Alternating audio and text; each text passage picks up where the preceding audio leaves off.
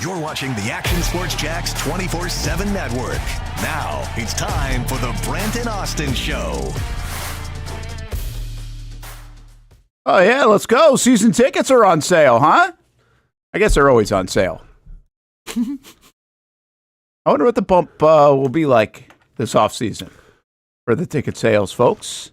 Again, I think we hit on this like right after the season. It's kind of an interesting dynamic because they're really selling in many respects 2028 because if you lock your tickets in, you can get locked in for 28 as well, which I do. I mean, some people might be like, oh, yeah, whatever. I actually think it's kind of a pretty good idea, number one. And as a season ticket holder, I think you kind of want to be locked in for 28, especially if you get any advantages on what the pricing could look like by 2028, right? But I do, listen, there was a time there in the last couple of months for the Jags where people were like, I'm not renewing. Yeah. And it was coming fast and furious, pretty good. It was felt. And now I think that's flipped a little bit. Now, I just don't know. I haven't heard a lot of buzz about, hey, and now things are really popping or anything else. I haven't really heard that. That doesn't mean it's not happening. But be kind of interesting to see. And put that back up again, if you don't mind, Hammy. What's the slate look like for the home? Obviously, you got the AFC South. You got Kansas City and the Chargers and the Rams. Pretty good. Seahawks, I don't think are sexy. The Jets could be interesting, and Carolina, but not a bad home slate, I guess is what I'm getting at. Not too shabby. Obviously, I feel like, spearheaded by the Chiefs and the Chargers, and you throw the Rams in there as well. They're always competitive. The Jets, we'll see. Obviously they got Fields right now. Do they take an early round quarterback as well? But I think the Chiefs, the Chargers, and the Rams are kind of the selling point there. And then obviously you have your divisional opponents as well with the Texans. Well, you got storylines, right? So obviously the Chiefs are the Chiefs. The Chargers are, hey, a rematch here in Jacksonville, that playoff game. The Rams, well, guess what? It's the Rams West versus the Rams East. Yeah. Seattle. Again, not sure. Nope. But the Jets storyline is Justin Fields, 2021 QB, Trevor Lawrence, 2021 draft class. I didn't even relate that, yeah. And then Carolina, you got two number one picks going at it again with Bryce Young and Trevor, which, Sure. You have that a bunch of different times. So, and really the biggest games on the schedule look to be Houston. Hamby, tell me this is not the dopest country music album cover collaborative of all time. Like 3 country music artists got together. Built for this. Created like a country music album cover, and that's what you get. It looks dope. Is that where we're going with this? That's exactly where I'm going with it. This would be like, I don't know, give me 3 country music, so I don't, Oh, come on. Like 3 guys? Well, yeah. But I'm like 3, obviously, like not like Garth Brooks and like George Strait, because these guys are like younger. Jordan Davis, who just played at the Players Sure, Championship. yeah. Cole Swindell. Yep, there we go. And let's go with, you can't go big, Go with Zach Top. Church. Oh, no, Zach Church is Top. over. Okay, let's go with Zach Top. He's a hot guy. He's a hot guy so right now. Zach Top, Cole Swindell, who's the other guy? What did I say? Jordan Davis. Jordan Davis. All just decide to get together and be like, hey, you know what? we're pretty good as solo acts. Let's go ahead and make a trio, man. Let's make a collaborative album, and that's what the cover would look like. Built for Chef's this. kiss. You guys okay with built for this? For this, baby. I'm not mad at that. Do we That's have blue last year? collar. Remember what last year was? Oh, for the slogan? Yeah. Yeah, it was. Oh, you talking about for us or for? Oh, we know ours. What was theirs last? Was it just We Move? No, that was ours. No, We Move wasn't ours. They put something out on Twitter that was We Move. Oh, was it Fortner? It was something I thought it had to do something. They did something with We Move. I can't remember, but it became We Move. And then what did we have for them? We had something else for them. I thought we were playing. We had Jaguars. We'll see. Yeah, we'll see. Yeah, but I'm not sure like what the actual slogan. That's kind of sad that we kind of replaced our the Jaguar slogan with our own, and that's kind of what we lived by. But we weren't wrong. I don't think we were wrong there. All right, I got a couple things for you guys. Really, mostly for Hamby. Oh no! Let's go. All right, this is really it. So I tuned into the show a little bit yesterday on my way down to the Daytona area. And that guy sounded fantastic. Had no idea you were going to be gone, by the way. Had no idea. You told me Thursday. Hamby didn't know either. I told him Tuesday and Thursday you might come in, but Hamby, don't lie. Hamby, you were setting up for Brent to come on the show when I walked in. What? So what do you mean what? I literally said on Monday after the show, Austin, in got fact, at one time asked me, like, where are you going tomorrow? Like, Yeah, he you said even you asked me that. You said you're not going to be here, but you didn't say you're not going to be on the show. You said you're not going to be here, and you said Thursday I have to do the show by myself with Nick in the daytime. By the way, sent an email Sunday night with the whole list of the week. Brent not here Tuesday or Thursday. Just sending a text message, and Hamby, don't lie, like acting like you were trying to get Brent on the Ninja when I walked in. And you're like, whoa, he's not here yet. I'm like, okay. And by the way, Hamby just said, "Are you up on the camera today?" Because he thought I was at the Sharks. So don't that act like you know what's going on as a producer. People, this Hamby. is what I deal with on a daily basis. Yeah, just sending a text message, they'll be all right. Austin, see this last comment right quick, or the one second to last? Yeah, well, we'll address that in a That's second. coming up in a Relax. second. That's just part relax, of it, Hamby. Don't skip over the fact that you're not paying attention. This to dude's the in weekly business schedule. for himself, man. I'm starting to realize it. This dude's just in business for himself. Yeah. Could care less about anything.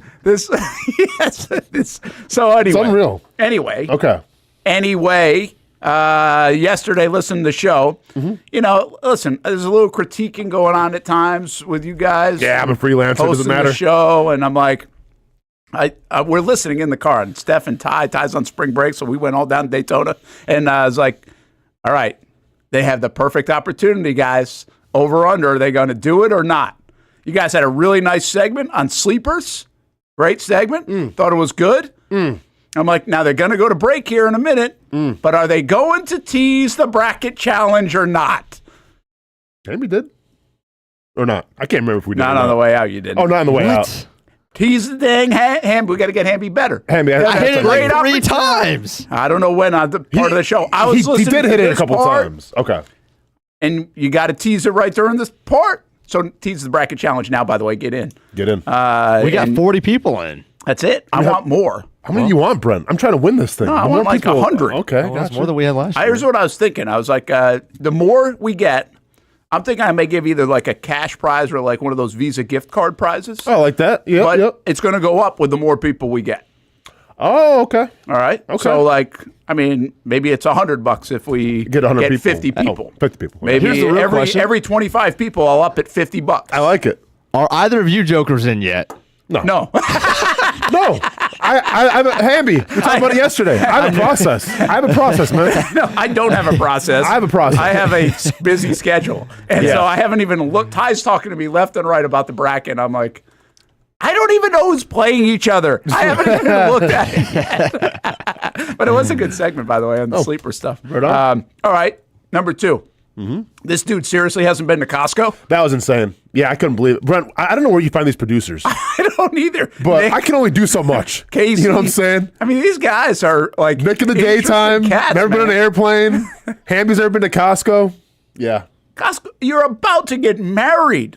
Like, your fiance you. hasn't sent you to Costco yet? Especially as somebody who Or like dragged you there? yeah, and especially someone who I feel like Hamby like to save money, like myself, and I feel like you eat a lot of ground beef. Would be the perfect opportunity to go to Costco and just buy in bulk and some ground beef. Yeah, that's a good point. Yeah. Have you been to Sam's Club? No. I'm not doing no. I don't Big lots? membership.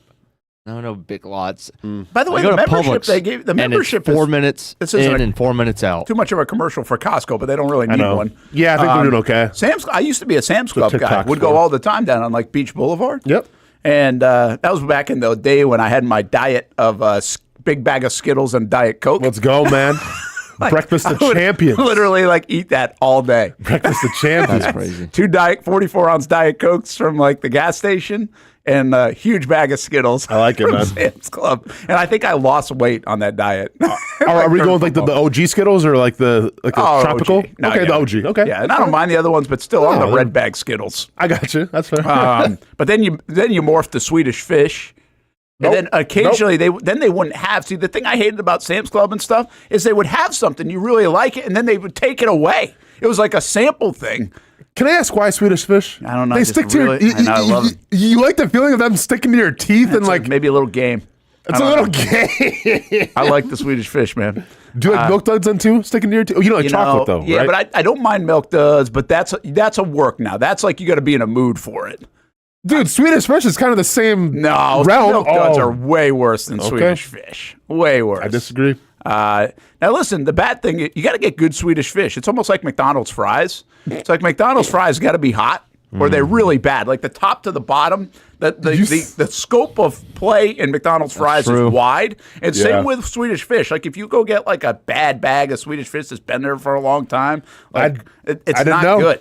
I didn't know that. Good. But you need but if they're fresh and they're good, they're good. That's why I wouldn't. I mean, I don't do it anyway. But I would never Uber Eats like fast food with fries or anything because it's just It's not even close to as good. No, McDonald's is the place that if things, and I'm not you can give me cold food at a restaurant. I think Chick-fil-A is the same. I won't complain at a restaurant. Like I'm cool, it's fine. Like some people are like, it's going to be really hot and complain. I don't. I really never have and never have. I mean, sure, you would like to maybe, and I just don't complain.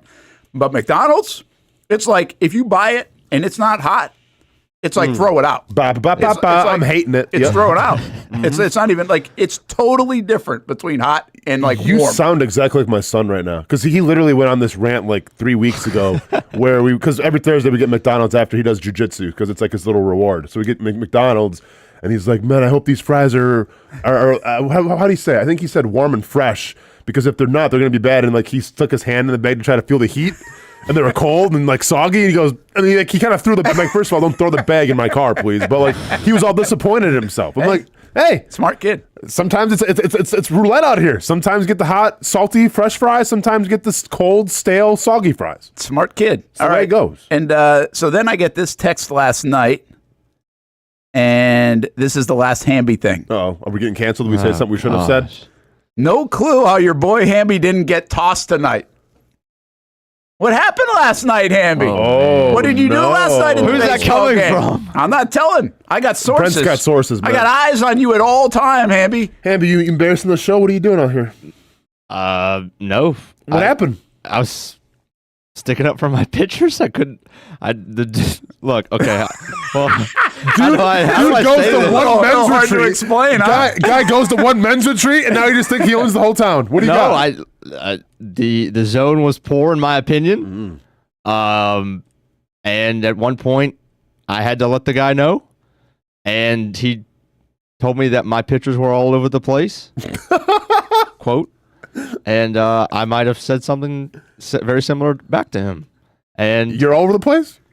Or your calls are all over the place? And he came over to our dugout to talk to us mid-AB, and I followed him back to home plate, but he didn't toss me. Well, you didn't cuss, did you? No, I don't know. Okay, well, I love how you try to keep it under wraps, like you said something really bad. No, I didn't. When all it was is your calls are all over the place. Well, no, I mean, it was like a 2-minute exchange. Okay. I mean, I'm arguing balls and strikes. At that point, I'm expecting to go because you can't argue balls and strikes. I get it. But he was very impatient. I honestly, I got to give the guy credit, but at the same time, I was, in all honesty, hoping to get tossed because we were playing terrible. And half of it Who did you play last night? Stanton. Oh, and Stanton, I was like, right. I don't even want to watch this anymore. Yeah. And then we were kind of getting, in my opinion, screwed on some things. So I was like, if I get sent to the showers early, I'm good at this point. And then I was, whatever. Whatever, huh? By the way, he's the assistant coach. That's the thing here. Like, he's not the head coach. I'm the pitching coach. So if my guy's going out there and I'm... Look, the guy doesn't reach around. And I'm a little surprised you didn't get tossed. I was too. Following a guy back to the plate as an assistant coach? You don't usually get that rope. Brent, so you don't say pitching coach, because I have a cousin who's a pitching coach for a minor league team, and I get, man, like, you got to defend your guys. You got to stick up for your guys. I like it, Hamby, but don't be afraid to say what actually happened. Like, maybe the guy's listening, maybe he's not. It'll be all right. I mean, if he is, he gets credit for being patient. I actually thought he gets credit for being. I've never seen. Hey, actually, I got to point one more thing out. You know what? I'm going to say no. I've never seen an assistant. I was trying to give you the benefit of the doubt, but no, you're an assistant coach. I've never seen an assistant coach be so like braggadocious to someone who was making bad calls. Like, well, he's really patient with me. Like, yeah, like maybe the calls were all over the place and they sucked, but he was really patient. He was really kind. Like, dude, was he a bad ump or not? I didn't think he had a good night. That's the only time I've ever had him. And it sounds like you didn't think your pitchers had a good night. He didn't. He told me, he was like, dude, your pitchers are all over the place. I was like, what? You can't say that. Anyway. Well, by the way, like, I'm actually cool on that a lot of times. If the guy's not commanding the zone, you shouldn't get calls. I get it, but at the same time, we only had 2 walks. So with that zone, if he has got a tight zone and we only got 2 walks, that's a miracle. Yeah.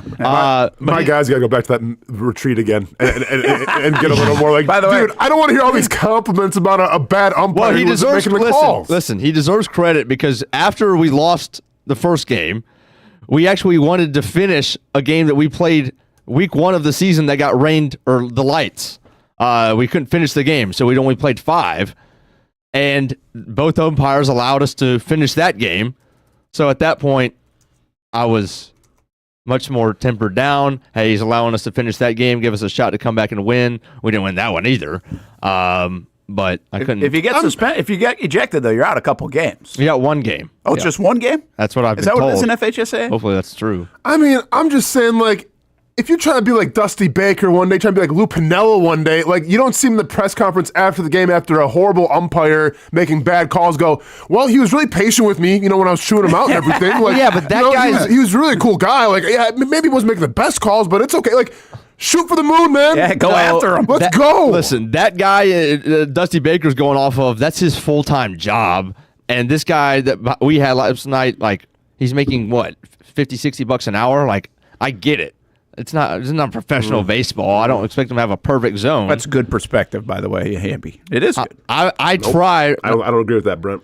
Practice like you play, Listen, man. the funny thing is, I got this text from someone last night, told me that, and I was like, my response was, well, I almost just got thrown out of the game down at Daytona State, too. Dude, I'm glad that... Which hasn't happened very often. By the way, it wasn't even bad yesterday. Rabbit ears big time last night in the game. And... here's my complaint about. I really do respect the umps, and I respect the rope the umps give coaches and stuff. Yeah, they gave the coach yesterday a lot of rope. Could have probably kicked him out, and he had a beef now, and it was a legitimate one because I got it on video. So, but they do give a lot of rope. They'll listen. And by the way, it's a way you do it. They don't mind a lot of that stuff. It's not personal, and it's not like super antagonistic, getting people up. And it was a louder game to begin with yesterday, but it wasn't like anything over the top. My problem with umps, I realized this a little bit yesterday, is sometimes when they put themselves in the middle of the game so much, almost like they want to be in it, and then they can't handle when things start going sideways.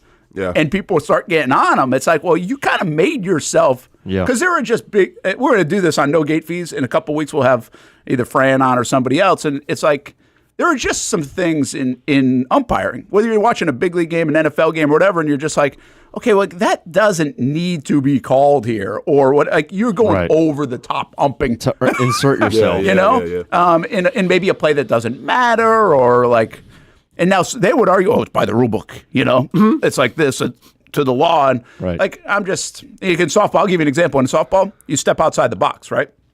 You're out. Or it's an illegal, like, interference on a hitter.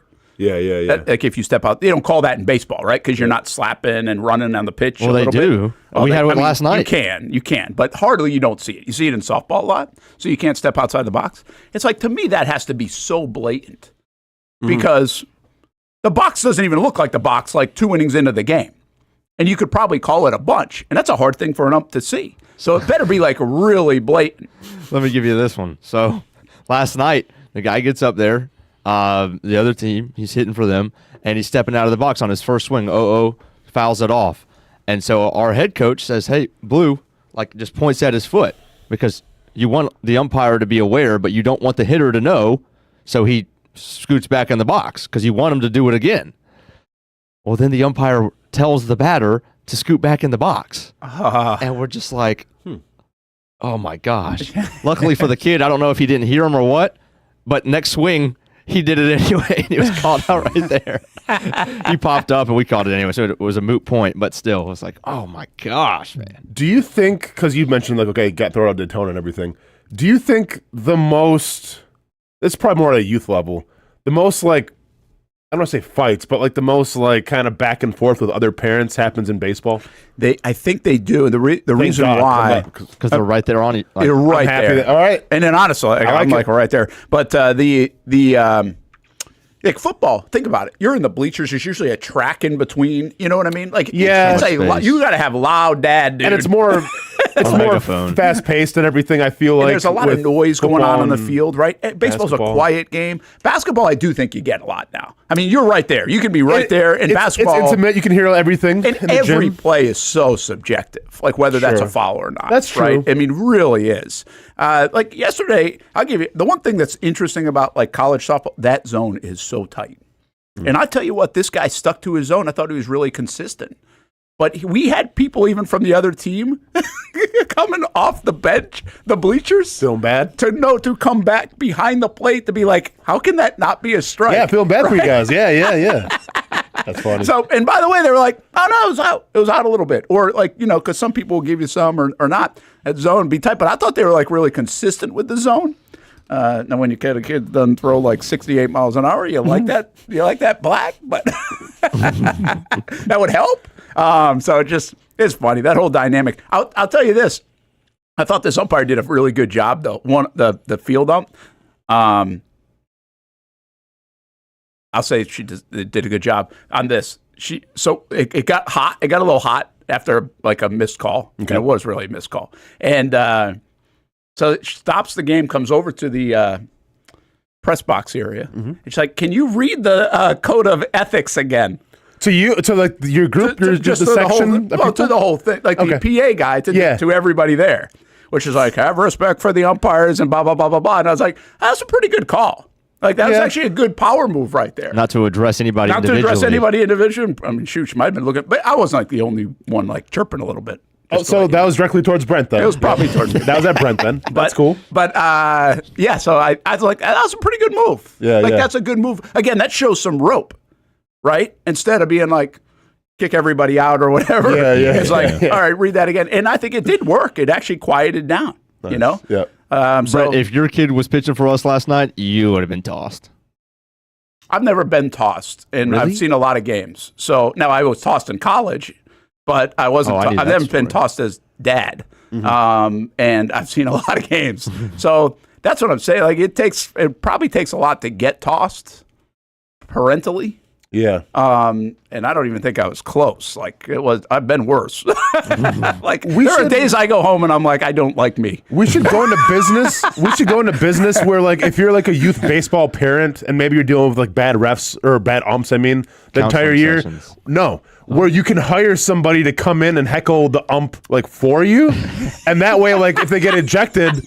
Oh, dude, they got nothing to lose. It's not their kids. It's just a random person kind of getting the ump a little bit, kind of getting their ear a little Have you suggested that before? I haven't. Like you have. No, this one's brand new. This is hot off the press. This is farm fresh, Brent. So, hey, this. I'll give you one more thing on this, and then we talk some ball. Jack just signed an offensive lineman, by the way. So again, like, I don't even really think I'm bad yesterday at all. Like, I mean, the whole place is kind of, is that, like, it really, I didn't think anybody was, like, brutally bad, to be honest. Yeah. And I've seen worse. But, so once they quiet everybody down, I'm super quiet. They'll just cheering the girls on, whatever. But once in a while, I hear Steph. It's Steph's like kind of like with that little great pitch or like one of those things. And I'm like, oh man, I am so close to like whispering this guy, can you throw her out? That would be fun. Like, I was just like, this is classic. Yeah. If I could get her to say something, yeah. I will pay the ump right now to throw Steph out. I love that, man. Brent, I'm just saying, and Hamby, this is for you too. You guys can use your company cards if you guys need someone to come in and kind of, heckle somebody a little bit and kind of make them feel uncomfortable. I'm your guy. Yes. Hey, it's $100 fine if a coach gets tossed? In FHSAA? Yeah, I'm pretty sure. So that's going to have to be a Brent cut the check. Does it go to charity or does it go to like the therapy sessions for the ump? It should go to, it should just go straight to the ump's pocket. To the ump. Yeah. Go straight to the ump? I wouldn't even be that mad about it. No, he'd be ejecting everybody. Oh, I just made $200. Maybe Hard Rock Sportsbook wasn't kind to you the previous night. You're gone, you're gone, you're gone. That's awesome. Yeah. Hey, so the Jags did just sign, according to Adam Schefter, Eagles offensive tackle Fred Johnson to a 1-year deal. All right. Stacking up on the offensive line. Yeah. Do we know anything about? I mean, is he more of like a depth guy? He's definitely a depth guy here. Yeah. But anything on Travon Walker yet? Because that's heating up a little bit. I feel like. What have you seen? Well, Sports Illustrated shared it. Oh, they got into that? Yeah, from the guy from whatever. From the Walter football? Yeah. They quoted him in it. Huh. Yeah. And I guess is this real Sports Illustrated? No, it's real Sports Illustrated. This is I think 14 hours ago, and then also I guess there's a lot of Falcons fans that are clamoring now for Travon Walker. So Well, Fred Johnson was a Gator. Yeah. They're rebuilding that offensive line. I think people do like new faces. Yeah. I think they brought back. Didn't they sign somebody? Oh, Van Lanen. I think. I think they. Whatever the tender and all that. But Blake Hance has moved on. Sometimes the change of scenery is good at positions. And this is a little bit of a new look. And I think their offense in its entirety, if you go back to the last month of the year of talking about the Jags, we're like, ooh, their offense could look very similar. Yeah. Well, it's not. It doesn't.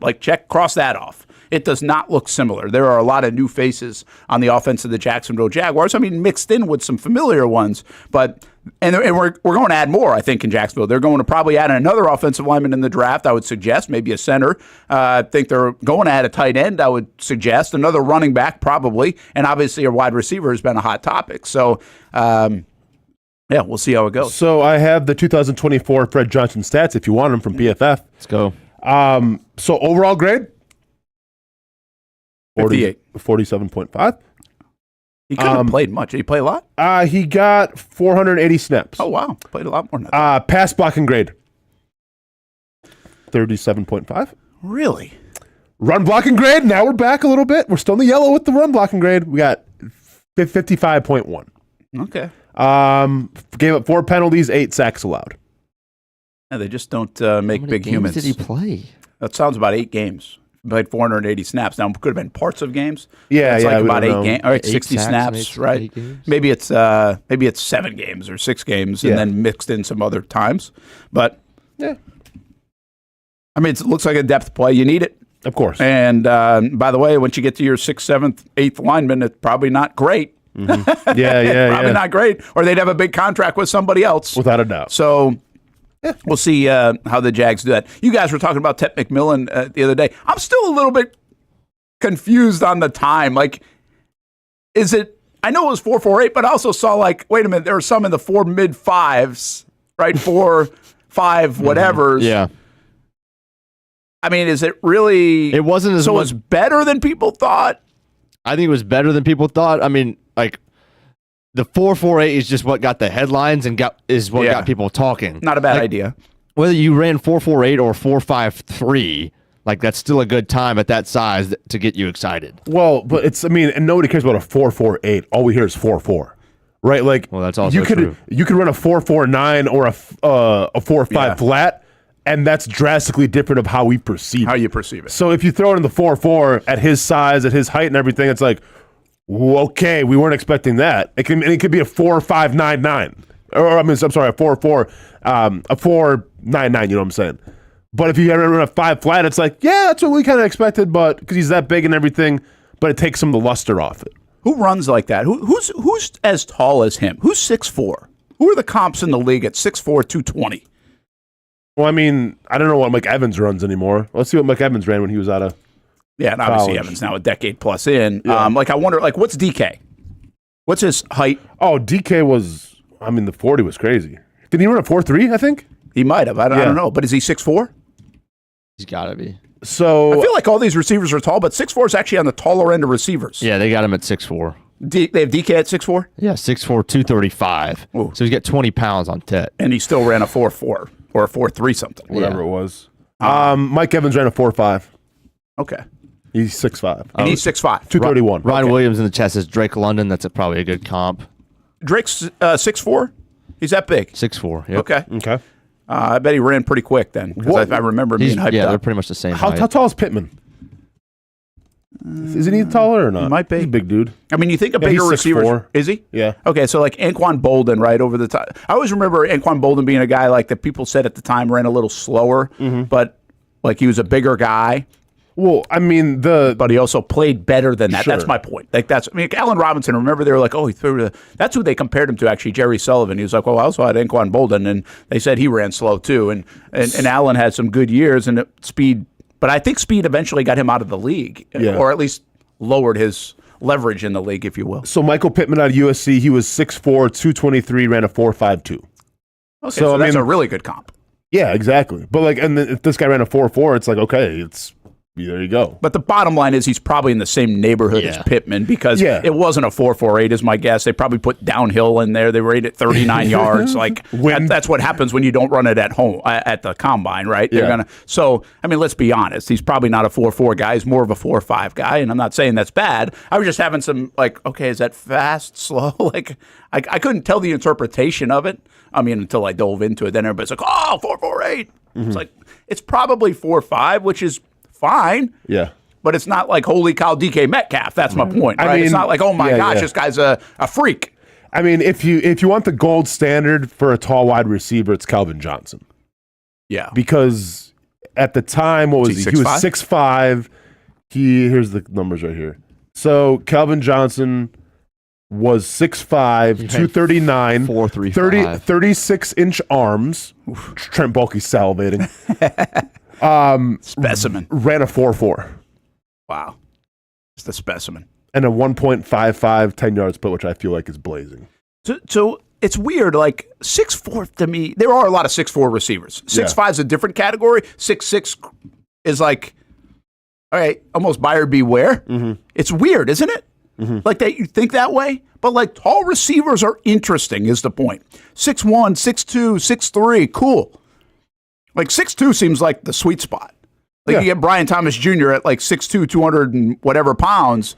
You get Justin Jefferson at, I'm assuming he's 6'1" or 6'2", right? Jamar Chase, he's 6'1", 200 pounds. Like that is the sweet spot. So I feel like it's the sweet spot because if you're like 6'1", 6'2", I think Jefferson's 6'1". So like you get the vibe that, he's a true one receiver, but he's got the size where put him on the outside, put him on the inside, put him in the slot. You can kind of put him wherever you want, and he's going to be successful.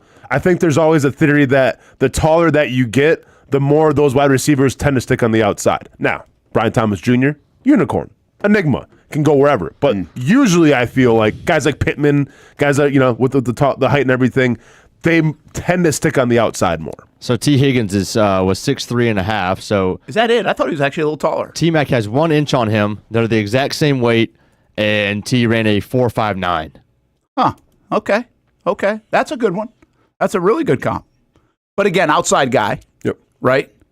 That's you just had a good explainer there. So if you're really like 6'3" and above, you're kind of stuck on the outside. Yeah. You're not going to move into like the tallest. You're seeing Brian Thomas Jr. CeeDee Lamb obviously has really moved into the slot, and he's a 6'2" guy because he's tall and kind of a thinner looking guy. Sure. Almost looks to me like a Higgins, but he obviously is an inch and a half or so shorter. It's amazing that delineation almost feels like quarterbacks. Like you had to be 6'3". Remember when you had to be 6'3"? Now it's okay to be 6'2" and 6'1" and even 6 foot. But like they would not even look at you. It was a Division I scholarship or a Division III scholarship. Yeah. They don't give scholarships in Division III, but you get my point. If you were 6'3" or 6'2", No, for sure. Like they would not do it. And it feels like there's something there on. I just feel like tall receivers are risky for some reason. Yeah, I mean, I wouldn't say, you could say risky. I feel like they're more limited in what you can do. That's maybe why I feel that way. But like once again, like you have if it's like the NBA, you have Kevin Durant who's like 6'10", 6'11". Like somebody should have told him, just go in the post, put a lot of weight on because you're going to post up. That's what your job is. But he had great coaches that said, you know what? You can shoot, you can dribble, you're going to be on the outside. He's a unicorn. Brian Thomas Jr., taller wide receiver. One would say, okay, you have speed, stay on the outside, run the go route. Nah, you get a little bit of everything, man. You can run the route tree. Here's the slot. Here's the inside. So every once in a while, you just get those unicorns where it's like, doesn't matter where you put them, they're going to have success. They actually list Brian Thomas. I thought he was more 6'2". He is 6'3". So he's 6'3", 209. Yeah, I mean, listen, I don't. I'm not telling you like I'm thinking like Tet McMillan's risky. I'm just saying it's interesting how we view 6'4" versus 6'3" or 6'2" or 6'1" at the receiver position. I mean, is it? And it doesn't And really they all mean feel taller than that to me.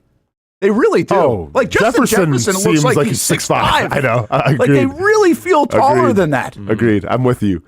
If we talk about Tet McMillan and the Jaguars get him, are we talking about the tallest wide receiving core in the NFL? It's got to be, right? Yeah, I would suspect. I mean, again, Jamar Chase 6'1" and Higgins 6'3". Yeah, that's where it's definitely not Tyreek Hill and Waddle. No. So, yeah, I think you're That'd be tall, yeah. going there that way. So let me just ask you guys this one. I know you talked a lot about it yesterday, but I'll just ask you this before we hit a break. I still don't know if we know what the heck Travis Hunter is doing. If he's, I keep seeing different stuff. I feel like he's at wide receiver. You guys feel like he's a wide receiver? Is that where we're going into this with? That's what I believed in, yeah. Yeah, I mean, I started, by the way, at corner, but now I've morphed into wide receiver because I feel like that's the stuff coming out of the. I know he went to the combine as that. That was in part just a logistical thing to get there and work out in both spots and get there earlier because the wide receivers were going earlier. I don't know if that's like 30 of the teams think he's a wide receiver and 2 think he's a corner or what. I really don't have a great feel for that still, but I think it's wide receiver. But isn't that kind of the point, though, with Travis Hunter, right? Like, if you're Travis Hunter and his people, do you want to kind of purvey the fact that you're open to playing maybe cornerback as well, just because if a team's cornerback needy, well, then you draft him higher. So, like, I just feel like there's definitely a plan in place for what he wants to do, but I feel like there's some smoke screens in saying, yeah, I can do either one. It's whatever you need me to do because, I'll probably get drafted higher because of it. Did you guys think he would be? He's got like a 4.4 time. I thought he might dip into like the 4.3s. Again, we're talking milliseconds here. I'm not complaining. I just thought he might. So here's my question. 6 foot, 190-pound Travis Hunter at wide receiver next to 6'3", 210-pound Brian Thomas. Speed for days, right? I mean, that is a difference now. 4.4 compared to 4.5 on Tet McMillan, or size and the speed of Brian Thomas Jr. with McMillan. Like, what's your 1-2 punch look like? Assume Travis Hunter's going to play wide receiver. How do you guys like the way the offense would set up with speed versus height? I guess you would argue here. I like both things. I think if you look at Tampa Bay, they have speed and height. They do. They have Godwin and Mike Evans. So, I mean, I think you can't go wrong either way, honestly. If it's me, because once again, like, I had the preconceived notion of what Brian Thomas Jr. was going to be for the Jaguars last year. Like, I thought he was going to be good. Didn't know he was going to be this good. Yeah. Didn't know he was going to be a guy that can really do anything. Like, I thought he's going to be on the outside, catching those deep balls, taking the top off, everything like that. Well, the guy can run every single route. So, like, that kind of opened my eyes a little bit. What it comes down to is, can Tet McMillan replicate that? Because then if that's the case, well, then go ahead and give me the size over Hunter. If he can't do that, and it's more of just, okay, he's kind of a red zone threat, a straight line threat, then go and give me the more dynamic wide receiver that is Travis Hunter. How about you, Hammy? But also I was going to say, but I think what I'd love to go and pair me a 6'3", 296-pound Mason Graham watching on the sidelines while Brian Thomas Jr. does his thing, and then go ahead and, pair the 6'3", 296 Mason Graham playing in the game, and then Brian Thomas Jr. watching him on the sidelines. I wouldn't mind that either. I like that. A lot. It's not a bad pair. Just saying. Yeah, I think obviously the best tandems in the NFL, they have, if you were trying to mirror those, then you would go with Travis Hunter because you want the taller guy and you want the 6-foot guy who's, got every route in his tree and everything like that and speed, out the wazoo or whatever. I think it would be a unique thing for the Jags to have 2 guys that are 6'3" and above as their 2 star receivers. But I just think that as long as Brian Thomas Jr. continues to show versatility and he's not pigeonholed, because I think if Brian Thomas Jr., as Austen was kind of saying, if he was pigeonholed to the outside, then I think Travis Hunter would more so be the pick. Mm-hmm. Because you need to have every route between the 2 of them covered, right? You need to be able to do all these different things But since Brian Thomas Jr. is versatile, since he can play slot, since he is great in the screen game, then that would even open it up more to where you can have a guy who's strictly on the outside, and that would be Ted McMillan. Yeah. I'll go one more here because I know we're going to talk about this like crazy amount for the next month. But do you think either one of these guys just can't miss? We talked about this yesterday a little bit because there always seems to. We talked about Marvin Harrison Jr. yesterday, where he was kind of like the sure thing. Oh yeah, like Maserati. All Mark. three of those guys were really. Well, yeah, but to be fair, if you want to redraft it now, I don't think anybody was taking Marvin Harrison Jr. with the top, wide receiver pick. No, even though Ted McMillan was in last year's draft as he is right now, where would he be? I honestly think he'd be like. I think it would have went in the order of those three guys, and then Brian Thomas Jr. and then Ted McMillan. Well, then we probably shouldn't take him at 5 then. I'm not telling you I'm right. Listen, I'm not a draft Nick at all. That's my thing is I think Travis Hunter is kind of can't miss. I think he's really good. I think he is good. I think he's been good at every level. I think he's been made to be good at every level and hyped up to be, and he's delivered.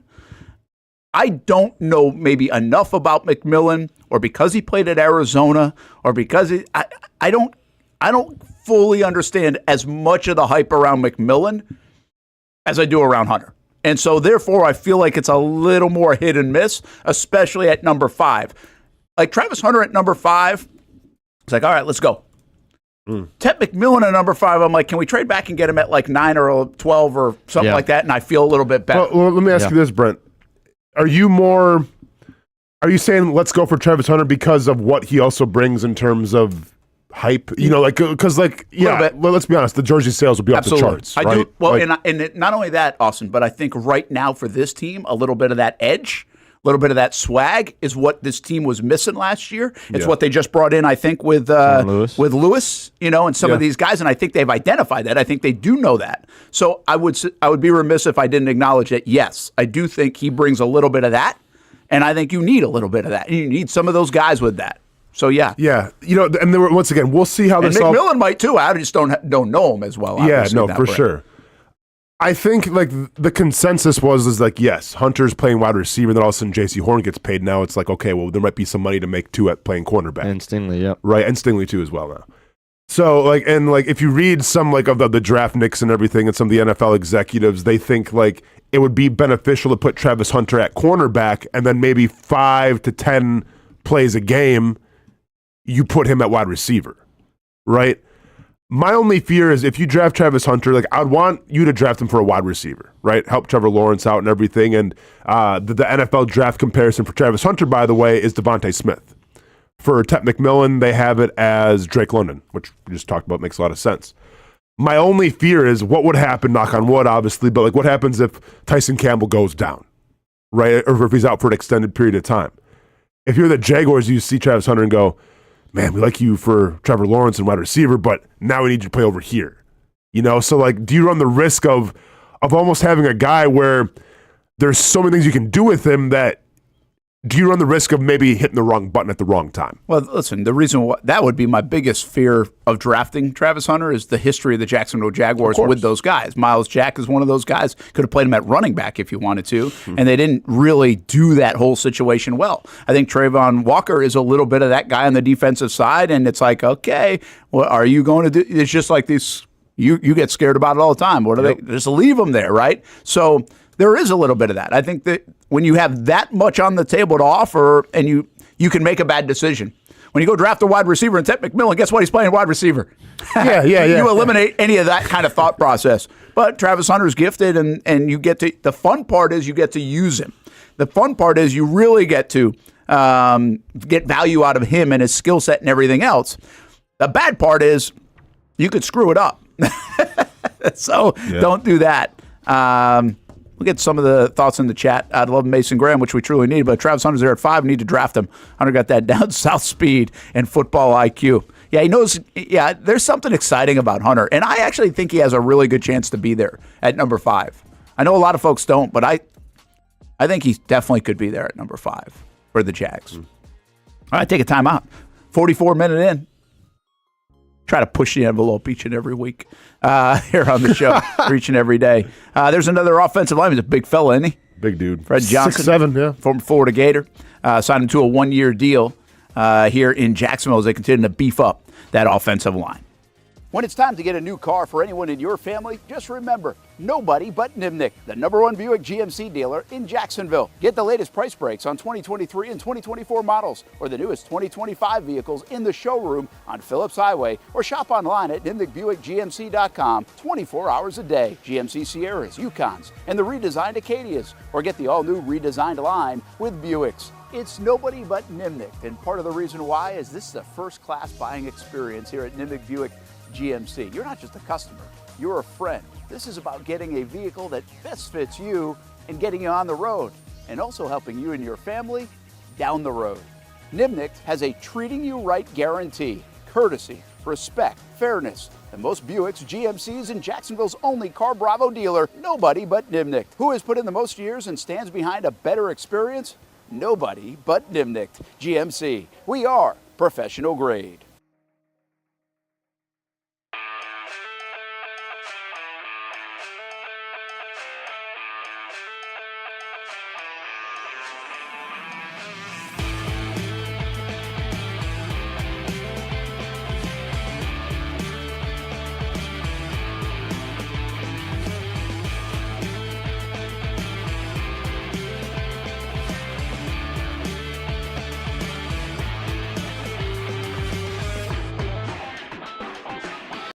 Action Sports Jacks is the biggest brand in Jacksonville, and we're excited to add another partnership for this team's biggest season yet. Action Sports Jacks 24/7 is now the official streaming network of the Jacksonville Sharks for their 15th season.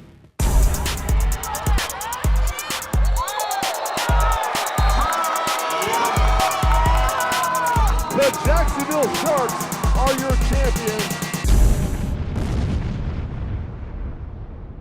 I've been telling you about CGC Water Treatment and Plumbing for a long time now. Their drinking water systems remove up to 99% of contaminants. We've had a Connecticut water softener and drinking water system in our home for more than 7 years. You can see the difference whether you're washing clothes, the dishes, or what I like to do most, fill this up for some coffee every morning, and mostly all day. Remember, if you're not filtering your water, you are the filter. Don't be the filter. Save $1,000 or more when you bundle a Connecticut Premier Softener with a Connecticut K5 drinking water system. The experts at CGC Water Treatment and Plumbing will test your water for free and determine your water score. Don't know your water score? CGC will find out and recommend the appropriate Connecticut water treatment solutions so you can improve it. Call 904-552-1242 or visit cgcwater.com. Ask about our 90-day love it or leave it guarantee. CGC Water Treatment and Plumbing, an authorized independent Connecticut dealer. Florida license number CFC 1432579. 2024 provided plenty of memorable moments for the Jacksonville Armada on the pitch, including another conference championship game appearance for Tommy Krasanovich's under-23 men's team. It's in the dying moments. Debuting this year for the first time, the girls in blue, as the Armada fielded a women's under-23 side in the WPSL and made its presence known with some highlight moments. Potential goal of the season. Then attention turned to the future, with MLS Next teams representing the Armada badge in 3 age divisions this fall, including an under-19 squad ranking among the best in the state. Those teams are a big focus on Fleet and Footy, covering the big soccer stories each week on the Action Sports Jacks 24/7 network. I'll put one in the back of the note for you. Join us for player profiles, fun interviews, and the very latest on the Fleet and all things footy. That's every Thursday at 2 p.m. Most of us know how to throw.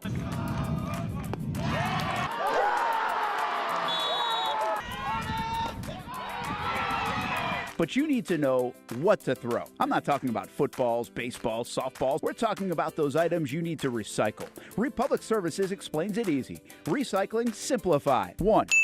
Know what to throw. When in doubt, throw it out. 2. Empty, clean, and dry those materials. It takes an extra minute, but it makes a big difference. And 3, don't bag it. This makes the recycling process faster and more efficient. This is a look at the Republic Services North Florida Recycling Center. You can make this process even more efficient By utilizing those 3 steps, Republic Services can help you become a better recycler in your home. Learn more at recyclingsimplified.com.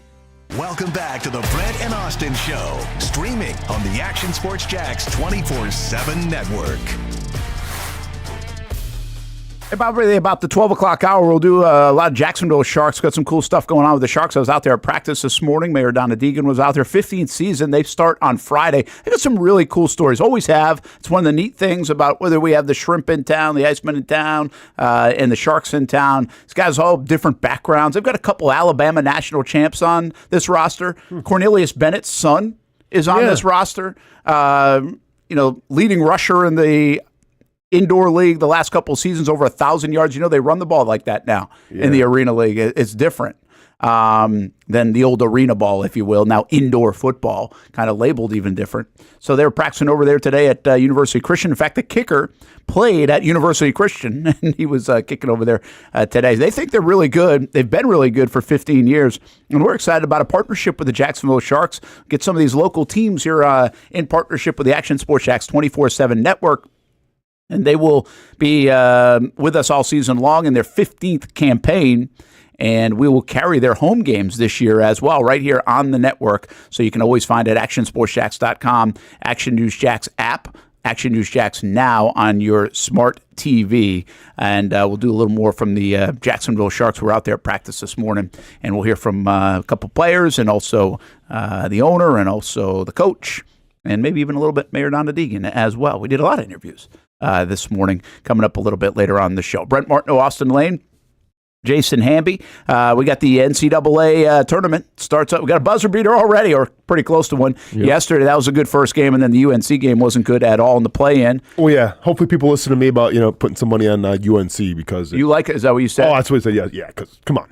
Yeah. How did Houston... We got here. Did you see that? End of that? That was a good one. I didn't see the end of this one. Yeah, it was kind of like a Hail Mary pass, and they were March Madness started in a good way. Let's just say that. How did San Diego State beat Houston at all, ever?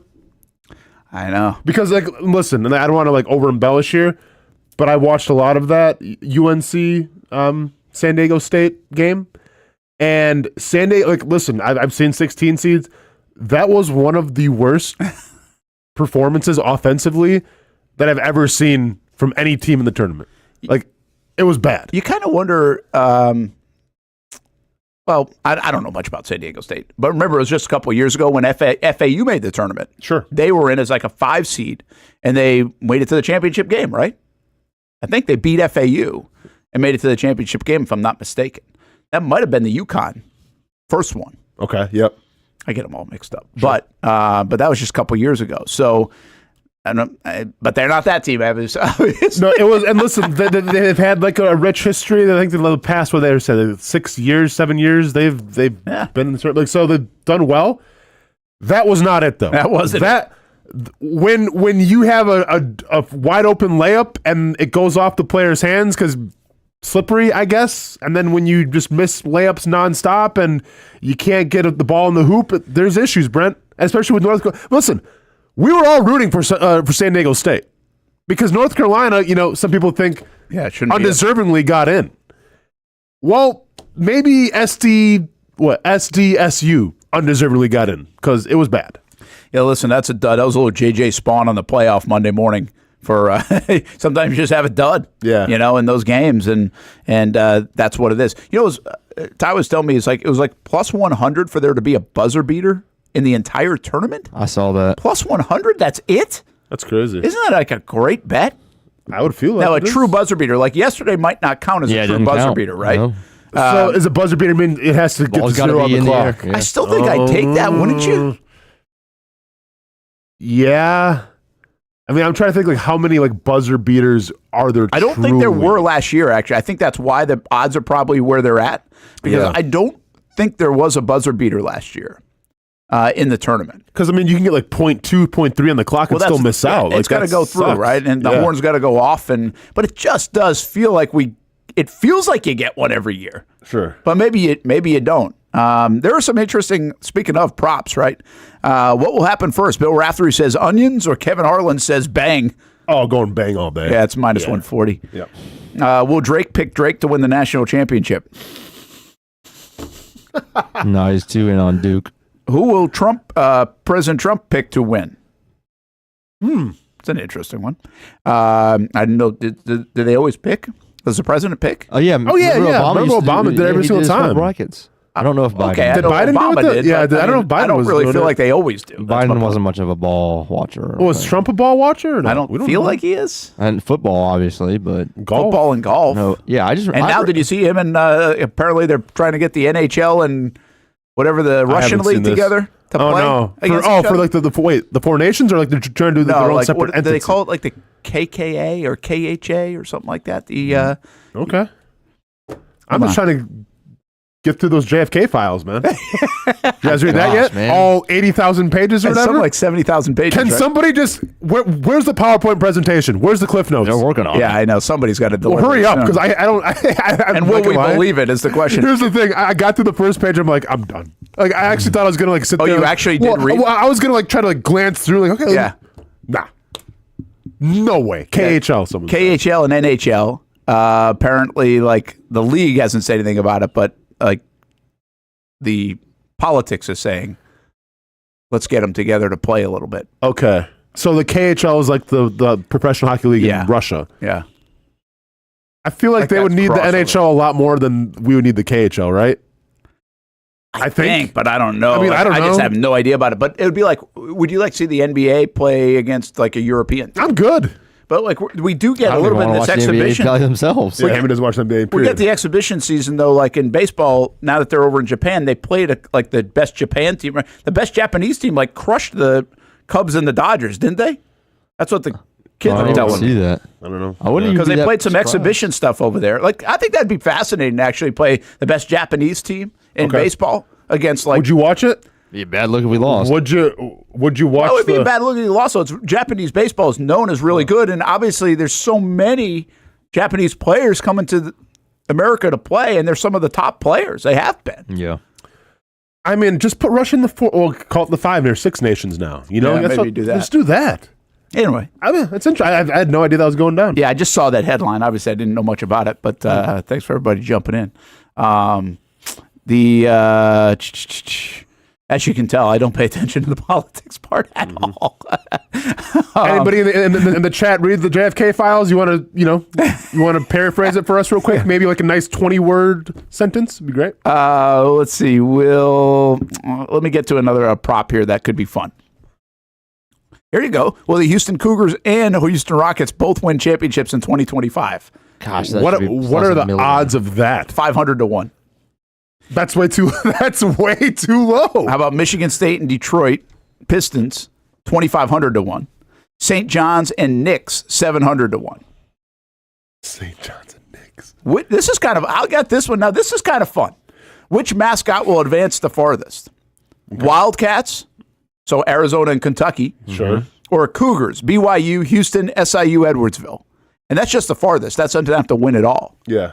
Then they got another one, like which mascot will advance farthest? Bulldogs, Gonzaga, Drake, Georgia, Mississippi State, Yale, Gonzaga, Drake, and Bryant. They said Drake twice.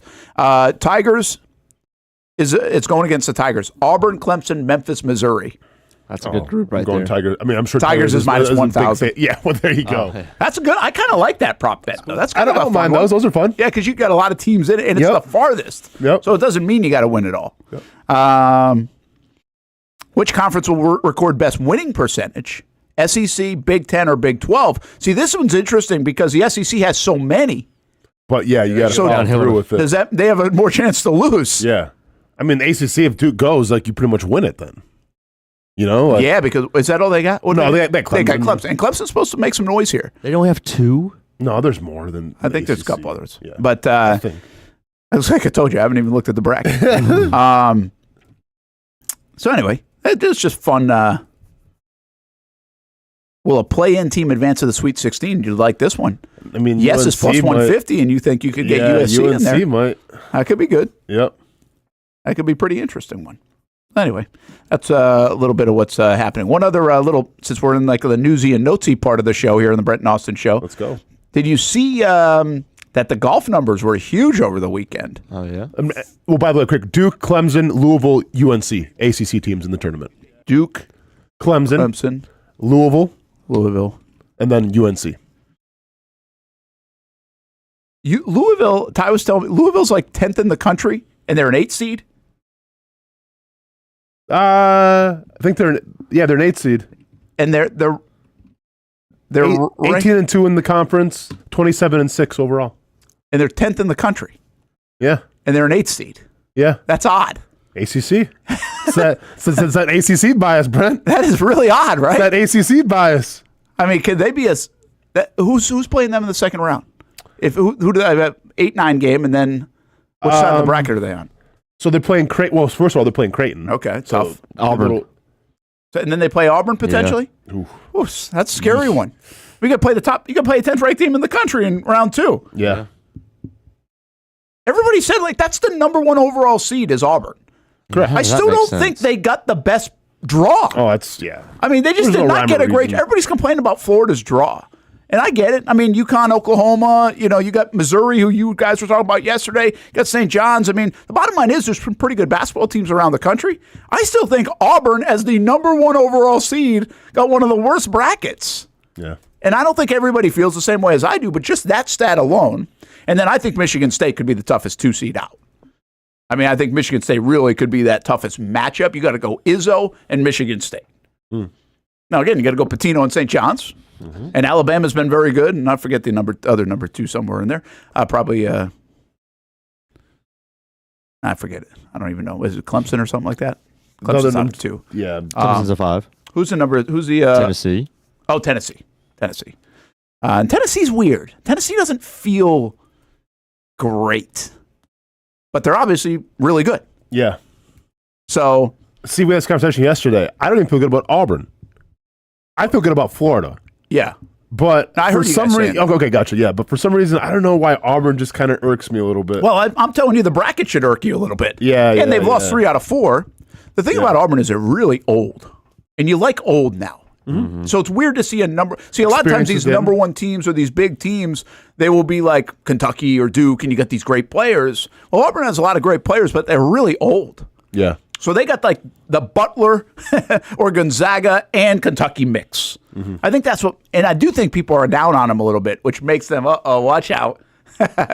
So I think they're actually really dangerous, but I do think that bracket is challenging. Like it's pretty wild bracket for the Auburn Tigers, who are the number 1 overall seed. Where else was? Oh, I was telling you the golf numbers.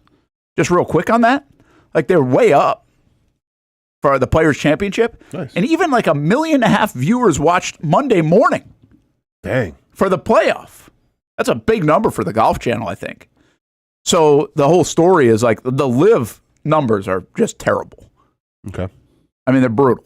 Sure. Right? I think somebody said, I don't even know. Is that, where do you watch the live? I don't even know where to watch it. Well, you're going to eventually watch it on Fox 30 this summer. There's a plug. Right. I'm not sure what to plug it. Brent's like I'm not a big live fan about it, but yeah. So I did say that to somebody. I'm like, oh gosh, are you going to have to push us here a little bit? So you opted out of the wrestling and went for the live.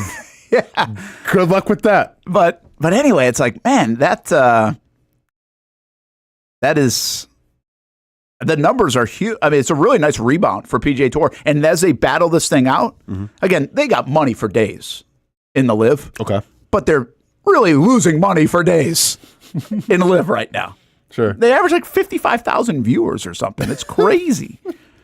So you wonder where this ends up, because we're really close to it ending up somewhere, it looks like, sooner than later.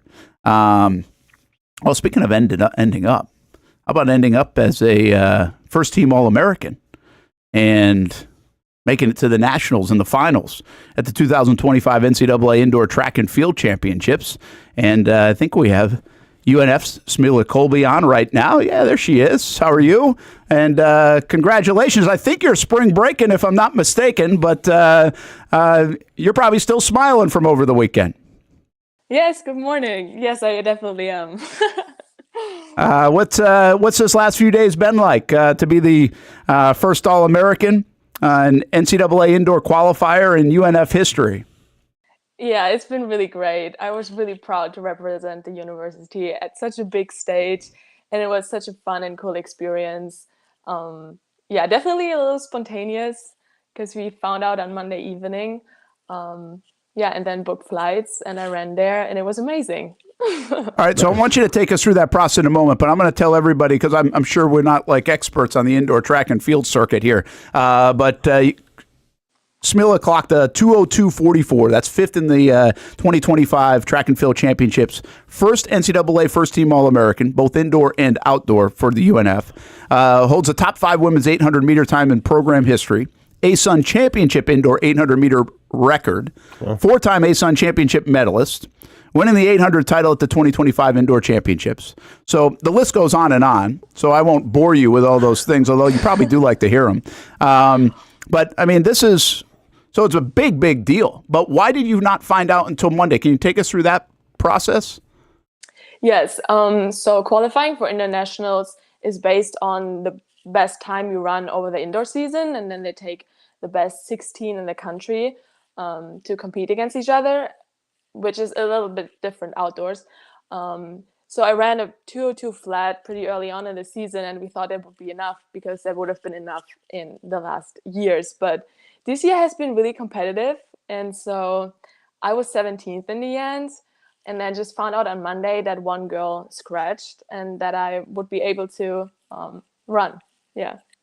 Amazing. So, like, obviously, with your college experience, the focus is going to be to dominate, the thing coming up. But, like, is there Olympic aspirations as well? Like, is that, like, the ultimate goal as a runner for yourself, is to represent, would you represent Germany? Would you represent the U.S. if you were to go to Olympics? Yeah, for sure. That's a big goal. Los Angeles 2028 for Germany. Yes. Yeah. That's pretty good stuff. So do you know why the other girl scratched out of the race? Yeah, there was something going on with some doping stuff and scratching. I don't want to talk too much about it. Oh, okay. Yeah, we won't. We won't bring that up. But obviously, but you get in there as like the 17th. Now you're able to get that kind of alternate spot. But then you really make some noise there. I mean, so you ran really well. I mean, how gratifying is that part of it? Yeah, I mean, I was definitely going in there as probably the biggest underdog, which I didn't see myself like that. I knew I was in good shape, and my coach and I knew that there's definitely something possible. Running against the fastest women in the country is always exciting, and it worked out pretty well. I'm pretty happy with it, and it was really exciting. What I feel like we think about outdoor track a lot. I don't think around here, especially with the good weather and in the track that you guys have over there, and then the program that you guys have over there at UNF. But we don't really, I guess indoor feels like it gets a little bit lost in the shuffle, whether it's because it's basketball season and football season and other things. What are the differences in the nuances for you running indoors versus outdoors? Yeah, we definitely focus on outdoor. That is just where all the main events are at. And so indoor, it was kind of cool to have such a great indoor season already. It definitely gives confidence for outdoors. It is a bit different. It's a smaller track. It's only 200 meters. It's kind of hard to run, especially if you're tall like me. And so, the outdoor is definitely the main focus, but having a good indoor season definitely helps. Can you talk about the process that actually brought you to Jacksonville and UNF? I mean, being from Germany, and what was that experience like? Because I feel like it's probably a little bit of a culture shock going from Germany to staying in Jacksonville. Yes. After I finished high school, I wanted to keep doing sports and also do academics. So coming to the US, such a great sports system, was just a great opportunity. And then I lived in Mississippi first, actually. And then I transferred to Jacksonville, and I've been loving it. It's great. I love to come to the track every single morning. It's so much fun with the sun, great team, great coach. I love it.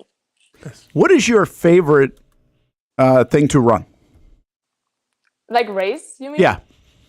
Yeah, I mean, I excel the best in the 800 meters. So, of course, that is a lot of fun. But I also love the relays with the team, and even help out in the cross-country team once a year. So I love the challenge, and I love to compete. I like that. Nice. Just help out. Would you be like, hey, I'll run this one if you need me to? Yeah, 5K once a year. How does that work? You just kind of pick the one you want, or they pick you? No, we have cross country conference, and it's 4 points. And then if I can help the team, I do it. So I like that. It's Okay. pretty tough, but By the way, hey, I only want to run the 5K about once a year too. No, for max. yeah. Well, and Brent, and some would say the 800 is probably one of the hardest races to actually race because I think it's a combination of physicality and mentality. Like, yeah, I mean, like when we talk about, are you like, I think you're a psychology major, right? Yeah. Okay, so does that come directly into play when we're talking about the 800? Because if people, I've ran it once in my life, and guess what? It was once for a reason. Never ran it again because it was the crappiest event I ever ran in high school. It was so hard. But like, where does like the psychology part come into running what you run there in the 800? Oh, it is mental for sure. I mean, of course, you need to go to the starting line as confident as you can, because this is it's going to hurt, and it's going to take a lot of courage, especially in the middle. It is a long race. It can be pretty long, and there's a lot of tactics in there as well. And so it's definitely a cycle. I mean, having good practices leads to good confidence and so on. But my psychology major definitely helps. So when you run this race, is it more about just what kind of times you're looking for? Like, do you worry about what the other racers around you are doing? Do you try to keep up with them, or is it more of like, I have to hit my times here and everything will work out for itself? Yeah, I mean, it depends what kind of race it is. If you want to qualify for something, it's about place. No one cares about the time. It's about a good strategic. Sure. And then I kind of look at it like there are always people that act in a race, and then there are people that react. And as you get better, you want to act. You want to have control over the race, and that's what I've been trying to do more this year. And since I'm getting better, and so yeah, it is definitely different. Again, also depending on the people you race with, basically. Cool. Yeah. SMA Colby with us here on the Brent and Austen Show on the Action Sports Jacks 24/7 network. Again, if you want to read all the accolades, go to unfospreys.com. It's a long list.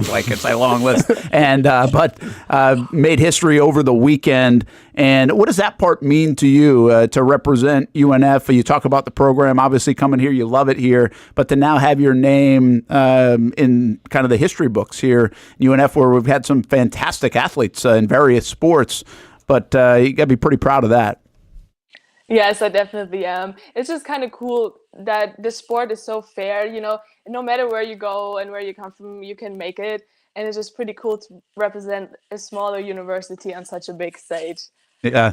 Why did our name up there? Yeah. Why do you think you ran so well this weekend? I mean, was there something that you did, and that, like you just talked about the different things inside the actual race? Was it something that you did better? Did you just feel good? Is it a faster track and you like that? I mean, what do you think?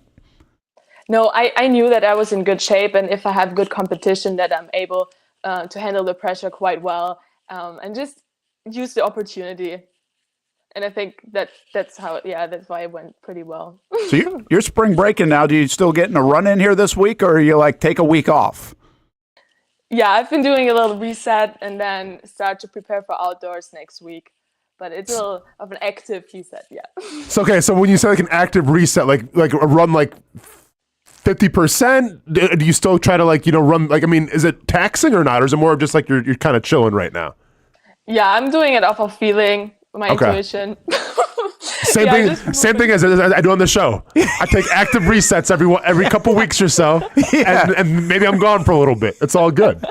I like it. Can you help us pronounce where you went to before Southern, Miss? Yeah. You want to try it, Austen? I can't see it. I need. Yeah, I'm looking at your bio on UNF, and it's begins with an F, and then there's a long word that begins with a W. How would you pronounce that? Frey Waldorf? Oh, this is my high school. Yeah. Where did you go to high school? In Germany, back home. Yeah, but what's the name of it? I was Freie Waldorfschule. Oh, wow. Yeah, we weren't going to get not even close. Yeah. We weren't going to get weren't even in the ballpark with that one. Weren't even in the parking lot. Can you say it again? Freie Waldorfschule. Oh, wow. All right. I like that one. Yeah. That's going to be rolls off the tongue nicely. That's going to be a new test on the show. All right. So spring break, I mean, you're just hanging around, or what are you doing? Yeah, I mean, I'm going to the beach a lot, lay at the pool, go shopping a little bit once in a while. All right. That's awesome. Great, Well, eating good food. Yeah. good. Well, you're in a good spot for that. Congratulations on that big honor, and good luck in the outdoor season to you and the Ospreys. Thank you so much. Thanks for having me. Thank you. That's Mila Colby. What an honor for her over the weekend, and great for the University of North Florida, too. That's a big deal. I know put them on the map, as she said, put a smaller school on the map in the NCAA indoor track meet there. And you know what's cool about that? It's such a big honor to just make it. You automatically become an All-American. If you make it, you don't have to there's no subjective nature to it after the fact. Mm-hmm. You qualify there and you're an All-American. So they knew that even kind of before the race. Yeah. And then she delivered a great performance too. It's crazy how she's like so nice and bubbly, but then I'm sure when she races, it's locked in, take no prisoners, beat them all. It's wild. Like I said, the 800, I ran it once. And it didn't go because they're like, oh, Austin, you got long legs. You're trying to stay in shape for football. You can run it. I'm like, yeah, I got it. And I made the mistake of just getting off the blocks right away and sprinting, thinking I can just sprint through the whole thing. Not so much, bro. Think about this in sports. This is what I love about sports. She doesn't even have that opportunity a week ago. I know. And then she gets, obviously there was a situation there, and I didn't know that part of the situation.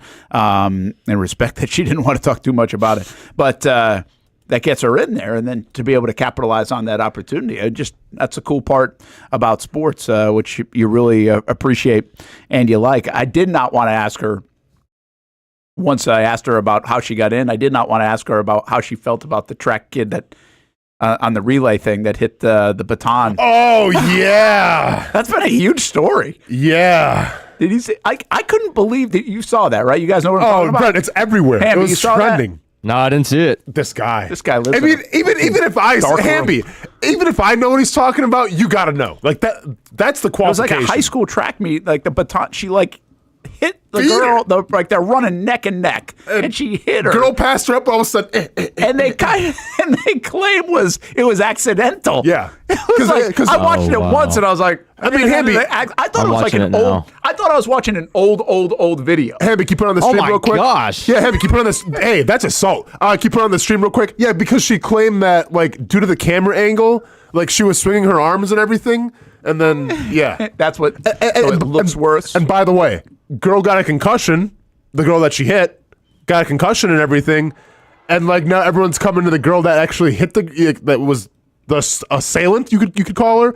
Everyone's coming to her defense, saying that she was misaccused or whatever. She didn't mean to do it. And maybe she didn't, but it sure looked like she did. This is assault.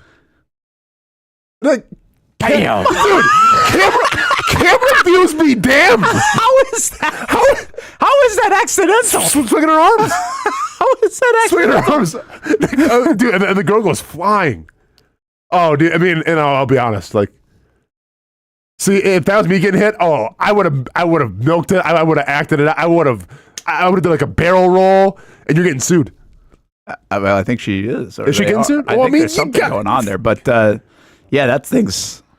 that is wild. Now she had a LeBron James type press conference to announce she didn't. Yeah, they had to. I think the lawyers and everybody. It became such a big story over this last week, and she held a rally. Yeah. Oh, did she? Mm-hmm. Oh, I didn't realize that. So, obviously, I haven't followed it that closely, but it really does look like it's not accidental. Dude,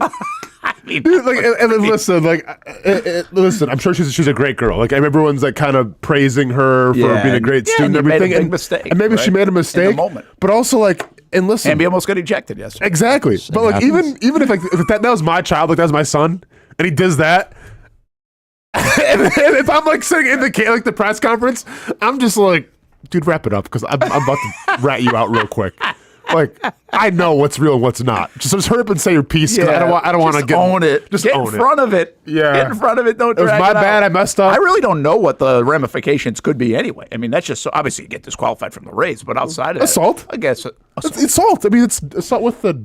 It's not really deadly. Is a baton deadly? Yeah, I wouldn't think it would be. It's not like a premeditated act too, so that probably helps in the whole deal. Yeah. But I was just starting to think though, if that's going to be a real thing, how about we just instead of roller derby now, it's track derby. Hey, y'all remember that scene from? I like it. Just everyone gets 2 batons. 2 batons. 2 batons. Or you get 2 whacks. Like, I mean, it's just. Y'all remember that scene from The Dictator? Oh, yeah. When he shoots yep. no, we don't have to go that far, Hamby. Well, no, it's not like it's Okay. like it's just a competitive advantage. Yeah. It's the same actor. I can't remember the actor's name. Oh, Sacha Baron Cohen. He did Borat. Yeah. Okay. Yeah. I did not see that. Yeah, you're not surprisingly. Yeah, you're fine. You're good. Yeah, that was wild. That was a wild scene. Hey, check out more on unfospreys.com, by the way, for more on Smilla and also the outdoor track season. They're always very good, and we'll have another opportunity this year. They've got hosting some huge events, including the East Coast Relays coming up later on this spring. And really on their track and field and cross-country Twitter handle, there are a lot of cool things that they were putting out there on SMA Colby as well, including some of her reaction and some of the reaction of her getting All-American. So they did a nice job with all of that. Brent and Austen Show on the Action Sports Jacks 24/7 network. And what did Mike say? The girl that got the other girl made outrageous claims about the people that say she did it on purpose. Oh, is that where some of that came from? So there was more, after the fact. Okay. I'm not getting into that. But the bottom line is everybody saw the one thing. Holy cow. Yeah. Fill out our bracket. I think Daniel just said he did. He did. Are the Florida Gators going to win it all? Man, it's hard to knock them out. That's the thing. You know, when you do your brackets, it's hard to knock the Gators out. It's also hard to not get chalky with the Elite Eight, Sweet 16 time, because there are so many good teams this year. Really do feel like there are a lot of good teams, yet these guys might be the best. Go check out the Bracket Challenge. We've put the links in the show. It's on Twitter. The more people that register, the more money someone could win. We'll be right back. It's one of the hot spots in the area. Welcome you to String Sports Brewery out at the beach. Big crowd on hand tonight. The fans are here. And now, the newest hot spot at the beach is open. String Sports Brewery in Jax Beach has opened its doors with rave reviews. We're going to be fans forever. Cozy up to the bar. Grab a seat in the sports-themed restaurant, or grab a seat outside and feel that breeze coming off the beach as the weather warms. Just like the original location in Springfield, try the popular beer menu and come for lunch or dinner too, because the food is fantastic. He's got some exciting news heading into 2025 as well. Christian Kirk. It's where we hosted Jags Report Live in the football season, and the String Sports Brewery staff can't wait to host you. Hey, welcome back here to String Sports Brewery. And if you haven't checked out the new location in Jax Beach, which many of you have, you got to do it. String Sports Brewery, now with 2 locations in Springfield, and now open in Jax Beach on Penman Road.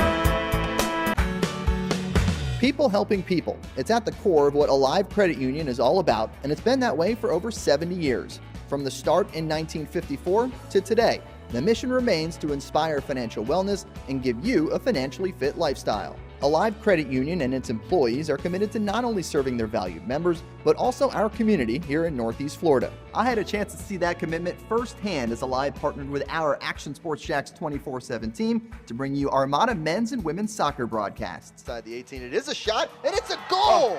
Chloe Chivers. And that connection to the community continues with Alive Credit Union's support of the Police Athletic League of Jacksonville. Alive Credit Union's commitment to our community also involves serving the financial needs of all first responders through the recent merger partnership with City and Police Federal Credit Union. Join the community and become a member of Alive Credit Union today. Find out the many ways you can be inspired in financial wellness at alivecu.coop. You trust CGC to make your water great, and now you can trust CGC with your plumbing needs as well. Fast, convenient scheduling, licensed and insured. A quick call away at 904-552-1242. You never know when you're going to have an issue with a shower, toilet, or maybe it's a sink that sometimes is easy to fix. All right, let's be honest. I'm not fixing anything. I'm totally staging this because when I have a plumbing problem, I call CGC Water Treatment and Plumbing. Trained professionals, transparent pricing, customer satisfaction. Small problem or even a bigger issue. Right now, you can take 10% off any water heater. The experts with 25 years of experience at CGC Water Treatment and Plumbing can do it all. Call 904-552-1242 or visit cgcwater.com. For a limited time, CGC is waiving the trip charge on all related plumbing calls. CGC Water Treatment and Plumbing, an authorized independent Connecticut dealer. Florida license number CFC 1432579. For the game day hustle and every day in between, juggling my show Jag Social to going under the Friday night lights and a social life, it's a daily tournament. But this ride, MVP status. The all-new 2024 Lincoln Nautilus isn't just my car, it's my personal locker room, office on the go, and VIP lounge on wheels. Let's talk tech. My profile remembers everything from customizing my dash display to setting the ambient lighting and my signature scent. And wireless charging, essential for live tweeting scores. Whether I'm packing for a beach day with friends or heading to the gym, there's space for every passion. After dominating all day, this becomes my recovery zone. The massage feature is like having a personal PT on call. Life's a non-stop game, but with this ride, I'm always on my A game. The 2024 Lincoln Nautilus. Drive your passion. I'm ready to show my hand. Ready to take a stand. Wait on a sign above. And I am ready, ready. 'Cause I just live for the game.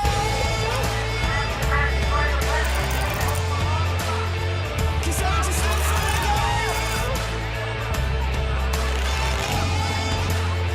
'Cause I just live for the game. The crowns for the tape. I got it.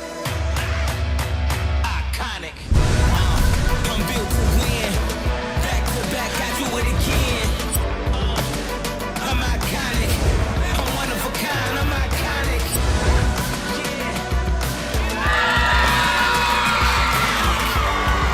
I'm built to win. I'm one of a kind. Welcome back to the Brent and Austen Show, streaming on the Action Sports Jax 24/7 network. What? For what? What is it? What is this? For You just what? you just go find a Georgia cares? stat?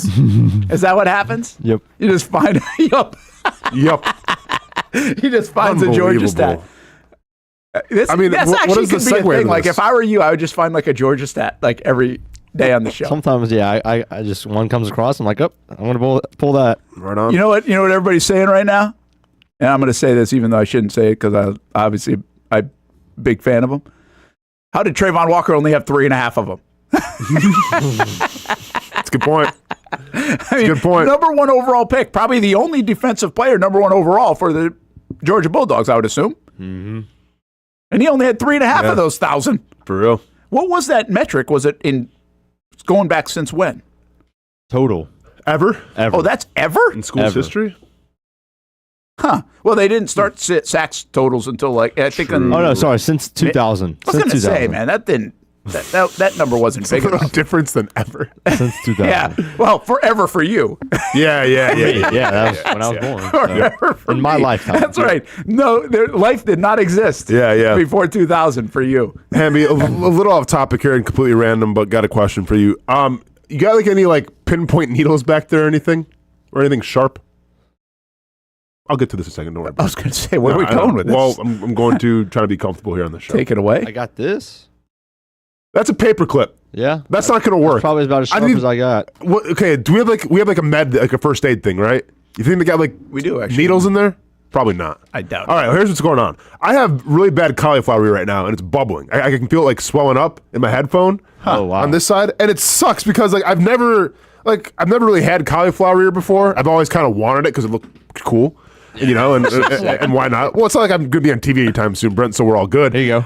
You might be. That might work. Oh. Yeah. So what I'm gonna need you to do is, disinfect that bad boy, and let's see if we can drain this thing so the swelling goes down. You got to disinfect it first? Yeah, I mean, I'm not gonna just take a regular. Yeah, probably, Brent. Good you know, idea. I mean, staph infections and stuff, right? Trying to be above it. So How do we do that? We don't have a stove. We just No, dude, you just take like a little, boil some water. No, you just take like alcohol, rubbing alcohol. Oh, okay. Yeah. There's probably that in the med kit. There's got to be that. Yeah, so maybe during like the break we can go find some like a cotton. Should we do this live on the show? Well, that's what I was thinking. Drain the cauliflower. That's what I was thinking. Yeah, or do you let it bubble up a little more then drain? I don't know yet. So what? Now that's from your. Dude, so literally, I was training 2 nights ago. Oh, just you're back in training a little bit. Oh, I'm training all the time. Yeah. So I was back training, and it wasn't even like anything like aggressive. I literally just I had an arm choke, they call it, and I was taking my ear and trying to drive it in the guy's shoulder. Yeah. And I guess that caused it because I woke up like this morning now, like 2 days after the fact. I'm like, my ear kind of hurts a little bit, and I looked in the mirror. I'm like, holy crap, it's like swelling up and everything over something like so minor, which is weird because I've been like, hey, I've been punched in the ears, I've been in headlocks and things, super aggressive. Nothing. A little head and arm choke. Boom. Cauliflower. But you haven't had it. I've never had it. Huh. But I'm getting it now, I guess. The guys that I've seen, like, I feel like wrestlers in general, Yeah. do they have so much buildup that they don't drain it that it stays permanent? Correct. Is that what happens? Yes. So if you don't drain it, it could stay permanent. It's just gonna it'll be like, I don't say it crystallizes, but it just becomes like super just Probably, rough and tough and yeah. I don't know, calloused, I guess. Calloused, maybe. there you go. Yeah, it becomes That's what I calloused said. and like that's your ear then. Huh. Yeah. But if you get it soon, you can drain it. If you drink, because that's what it is. It's just blood that's just been coagulated. Man, some words today, boys. Something like heard that. of that word. Yeah, something like that. But it gets all bunched up and then just dry. Yeah, it's gnarly. Interesting. But I'm wondering, like, if I drain it now or I let it like fill up a little more and then drain. I don't know. Well, you can really kind of see I'll have to it, go on too, Google. the Oh, blood. I know. No, I mean yeah. like the blood part. You can see that. Yeah, it's not Once the you most like comfortable turned it, thing. like it actually almost turns red. Especially like I didn't know wearing if it was headphones just, all like, the day. Kind of like. See, I thought it was just fluid. like, I thought it was just, you're not going to really feel it and it just looks cool. Like that was my goal. But you can like feel it inflating. Yeah, didn't know that was going to be the case. Interesting. Especially, well, wearing headphones isn't, the best either. But It's whatever. probably not great for it. Probably It's not. exacerbating it. But you Good. just said it looks cool. You want it. You like it. Okay, well, I want it without the swelling. So maybe I don't know, man. I'm picky. Sorry, It seems Brett. like you got to go through one to get the other. I guess so. Yeah. So maybe if they want cauliflower ear, I just got to tough it out and just like let it bubble up and then it'll dry eventually. I don't know. Hey, we stopped by Jacksonville Sharks practice today. Yeah. And we got Coach Jason Gibson. He's one of the best coaches in arena ball over the years. Came from Columbus. He's now been, Columbus, Georgia, that is, and now been here in Jacksonville for a few years. They weren't too happy with their season last year in this indoor football league. Now they feel like they've got a really good squad. They start things off on Friday at Massachusetts. I keep wanting to say UMass every time I say it's at UMass. It's not UMass. It's at Massachusetts. It's one of the top teams in the league in the indoor football league. And so they'll start on the road. Then they actually get a week off, and then they'll be back home for their opener on April 6th. That one you'll see right here on the Action Sports Shacks 24/7 network. We were out at practice this morning on a beautiful morning, a chilly one to start, but then a beautiful day here in Jacksonville. And Coach is pretty excited about taking the team on the road this Friday night. Hey, you guys excited about the opener?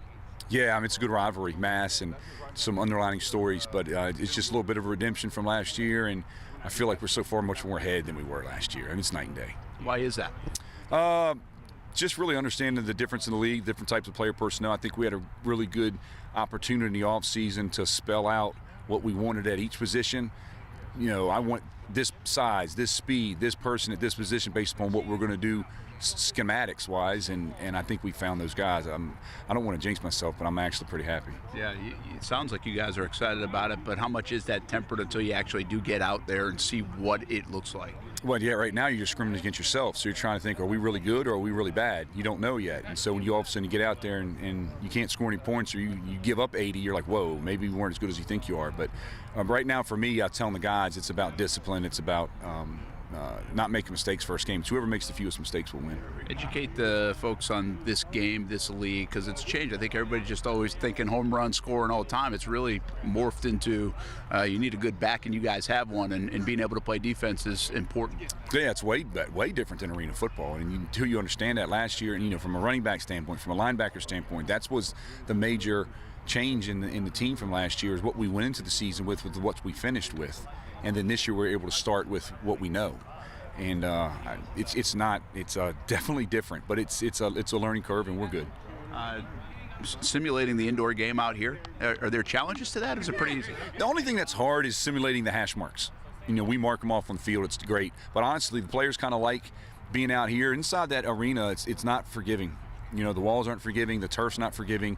It's better to be outside sometimes, but you know, to be able to simulate, it's not that big of an adjustment. One last one for you. How fun is this for you to take a collection of guys from all over the place and build it to hopefully what will be a really fun season? It's been the most fun I've had in a while, because when you get guys that are hungry, I've got NFL cuts out here. I've got Division III guys that never made it. I've got, you know, you name them, they're out here from all walks, from all levels, and they all have a story, and then you put them all together. But what I like about this group that I can tell you is just the want to. You know, football's right here, man.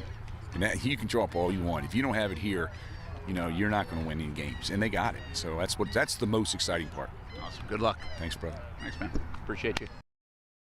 Well, there you go, Coach Gibson. And the Jacksonville Sharks head to play Massachusetts on Friday, and they really like this team. I think that part's really cool about the Sharks, and we've done this over the years. It's been 15 seasons, but I think it's going to be a fun partnership here with the Sharks, because maybe we'll have more of these guys on, and their backgrounds are wild. We're going to get to some of the players a little bit later on in the show, but I mean, there's only 25 guys, and so you're seeing guys like there was. I don't know the names of everybody, but Nick First he's the owner. He was telling me a little bit about, he's like, hey, that guy right there and that guy right there. And one of the guys like invited to the combine, had a workout with Tennessee. He played for a Division III school, you know, and then he got hurt a little bit, played in Canada for a little bit. I mean, the journeys, man. Yeah, man. I mean, they just keep wanting to play. And they do that. Let's hear some of the other dignitaries like First and also Mayor Donna Deegan. Let's check in with Mayor Donna Deegan. She was there this morning. They presented her a Sharks jersey and helping commemorate the 15th season of the Jacksonville Sharks. I know we talk about all the great teams and things that we have in the city, and well, here's another one today. Oh, yeah, this is so fun. You know, these guys have been here a long. I was trying to remember, I had to look it up, 15 seasons. In my mind, it's been forever. So it's just great to have them here, and I hope they can get their 5th national championship. But these guys are mostly brand new, and it's great to welcome them to Jacksonville. It's just part of the culture. You know how I feel about sports. I feel like it's one of those things that brings everybody together in such a great way, and just fun to be part of this today. Well, one more here. One thing about this place, whether it's the Jags or other folks that are moving in, these are a lot of guys that haven't been to Jacksonville before. Yeah. So, and what we find is you come to Jacksonville, you sometimes end up staying in Jacksonville. Well, that's what I said to them today. You know, we find that so often with the military. We find it with our teams that come in from all over the place. They say, hey, gosh, what a beautiful community, we'll stay. And that's what we hope, right? That anybody that comes recognizes we're the best city in the world and just wants to stay. Thanks. Thank you. Well, that was early this morning with Mayor Donna Deegan stopping by University Christian. That's where the Sharks practice. 6:30 in the morning, they get practice going. By Man. It was 40 degrees at 6:30 this morning, and then by the end of practice, that sun was a beast by the end of it. But a beautiful morning outside for the Jacksonville Sharks. Let's hit one more. And our friend Nick First, who has been a part of the Sharks organization for a long time now, and we caught up with him about this year's team. It was nice having the mayor out to help celebrate 15 years. Absolutely. It's always an honor to have the first citizen of Jacksonville come out. So we're very grateful to our mayor. And she wore all red, which is wonderful. She knew our hashtag Drive for 5. She knows we're going for our 5th championship. So we're very grateful to Madam Mayor Deegan. 15 seasons, what does that mean to you guys behind the scenes? Any time that you have success and you're in a professional sport for 15 seasons with the success that we've had, you begin to build a legacy. And I think that legacy is the Jacksonville Sharks are a top-notch organization. We're part of Jacksonville, we're part of the Jacksonville community. We're here to stay, and we're here to bring 5. This has been different renditions of that. It's evolved right over the time when you have that for 15 years. So where do you think you guys are right now in terms of where you want to be? We're where we want to be. We began in the old AFL, which is no longer, and then we transitioned to the NAL. And then we have the Indoor Football League, which we saw was a more national league with teams all over the country, very stable. So we wanted to be part of that. We're part of that now. They respect us as a legacy franchise in the arena football game. So we're looking forward to expansion. and we're looking forward to this league being around for many, many years and setting the standard for indoor football. All right, one last one, a shameless plug, but it's good to have the Sharks on the Action Sports Jacks 24/7 network as a broadcast station, and that's fun. That kind of shows you the evolution, kind of what we're doing here with the network and streaming, but we're going to carry your home games on the network for a lot of folks in town and beyond town. We're so excited to have Action Sports as our official broadcast partner. This is a wonderful opportunity for us to bring what we feel and deem to be a top-tier station here in Jacksonville with a lot of eyes on it. When you have eyes on something, it just builds a brand. So we look forward to your participation with us and us with you. Awesome. Thanks, man. Thanks. That's Nick and the ownership group, along with the mayor, Donna Deegan, earlier today with the Jacksonville Sharks, and they're getting fired up for their 15th season. And again, we're pretty excited to have them on the Action Sports Jacks 24/7 network, along with our partnerships that we've had this year with the Jacksonville Armada and the Jacksonville Icemen. Seems like it's a good place to be right here on the Action Sports Jacks 24/7 network. I will admit, though, I almost threw up in my mouth asking that question on the shameless plug. Brent, you got to do what's best for the company, man. You're all right. I did. You're good. I was like, what am I doing? Okay, I'm doing it. I'm diving in. Yeah. I'm going here. Team player. Team player. Got to be a team player. A little shameless plug here or there. But it'll be fun to have those guys on. Daniel Kilkenny picked Wisconsin for Austin. To win the whole thing? All right. I like it. I don't think Purdue will get upset against the first round, and Texas A&M is a possibility, but I doubt it will happen. Wisconsin lacks depth, says Demetrius Holloway. Oh, all right. Hopefully they can elect shooting percentage against Montana. But here's my thought, because everyone's saying like Montana, Wisconsin could be kind of an upset, if you will. You are searching for them, aren't you? Playing at elevation too as well, which Wisconsin, they're not that high up. I feel like if you shoot at 22% in the championship game and you almost win still, I have a hard time believing you're going to have that same performance in the tournament. Yeah, like in the Subway tournament. Yeah, but, we were looking for one too. I think Ty was telling me he's asked me about Lipscomb out of the ASUN. They're playing Iowa State. Yep. Iowa State's without one of their top guys. Mm-hmm.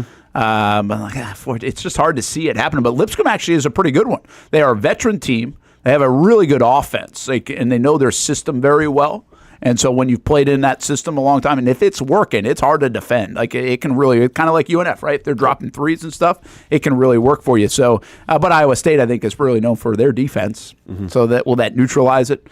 Just some of the things that you're looking for. They were mentioned the Jacksonville Icemen, by the way. They play tonight at the arena. We've only got a few games to go, really, at home, and final stretch of the regular season. They're already locked in the playoffs. So the Icemen tonight at 7 o'clock and on Saturday at 7 o'clock. Check out the latest, JacksonvilleIcemen.com. I just got something in that I think is interesting. It's odds to win the AFC and NFC this year. Okay. And let's do this. Hit a break. Because I think we're going to catch up on one or two. And when we do that, we'll come back. I'll give you some of the odds and some that you might find odd. And also, where are the Jacksonville Jaguars in the mix? What kind of respect are they getting? Or a lack thereof when we come back here on the Brent and Austen Show on the Action Sports Jacks 24/7 network. Hey, don't forget our partnership and our friends at JaxPal, the Jacksonville Police Athletic League. Check them out at jaxpal.org. All the different programs they do for kids in our area, how you can help and be a part of the community in Northeast Florida. Just visit jaxpal.org.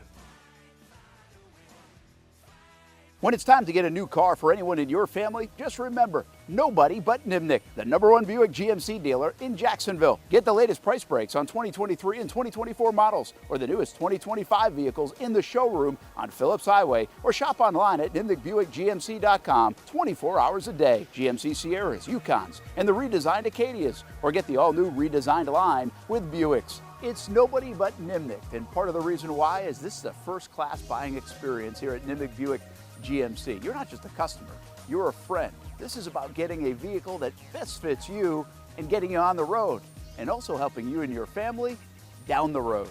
Nimnick has a treating you right guarantee, courtesy, respect, fairness, and most Buicks, GMCs, and Jacksonville's only Car Bravo dealer, nobody but Nimnick. Who has put in the most years and stands behind a better experience? Nobody but Nimnick GMC. We are professional grade. 2024 provided plenty of memorable moments for the Jacksonville Armada on the pitch, including another conference championship game appearance for Tommy Krasanovich's under-23 men's team. It's in the dying moments.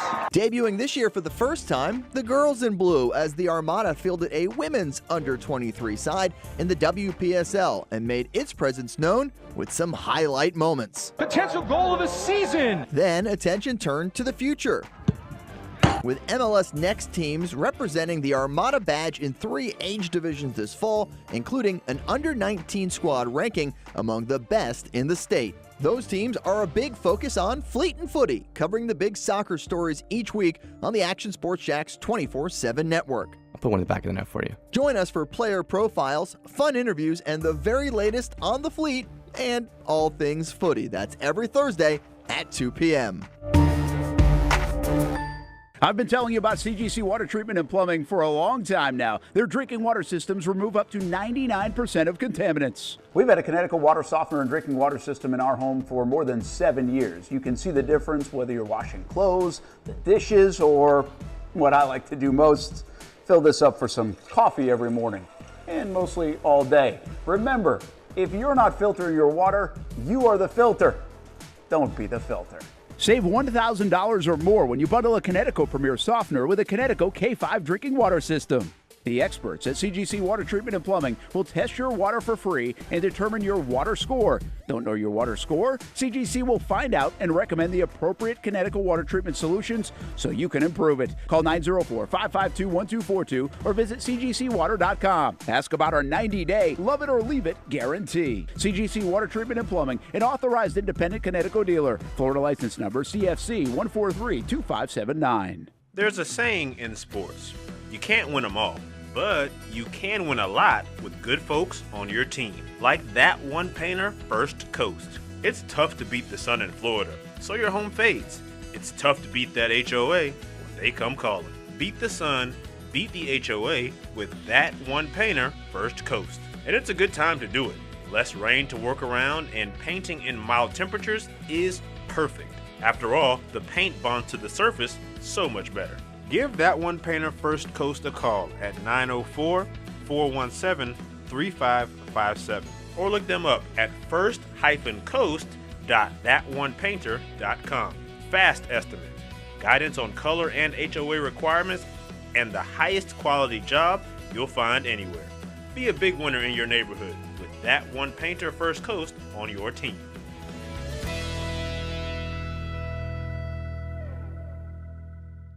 When it comes to trucks, I know exactly what I want. And at Bozard Ford, they make it easy to get exactly that. Let's go make this truck a little more my style. With Bozard Built, I can create my perfect truck right here. Lift kit? Check. Premium wheels? You bet. Advanced lighting package? Oh yeah. The Bozard team works their magic.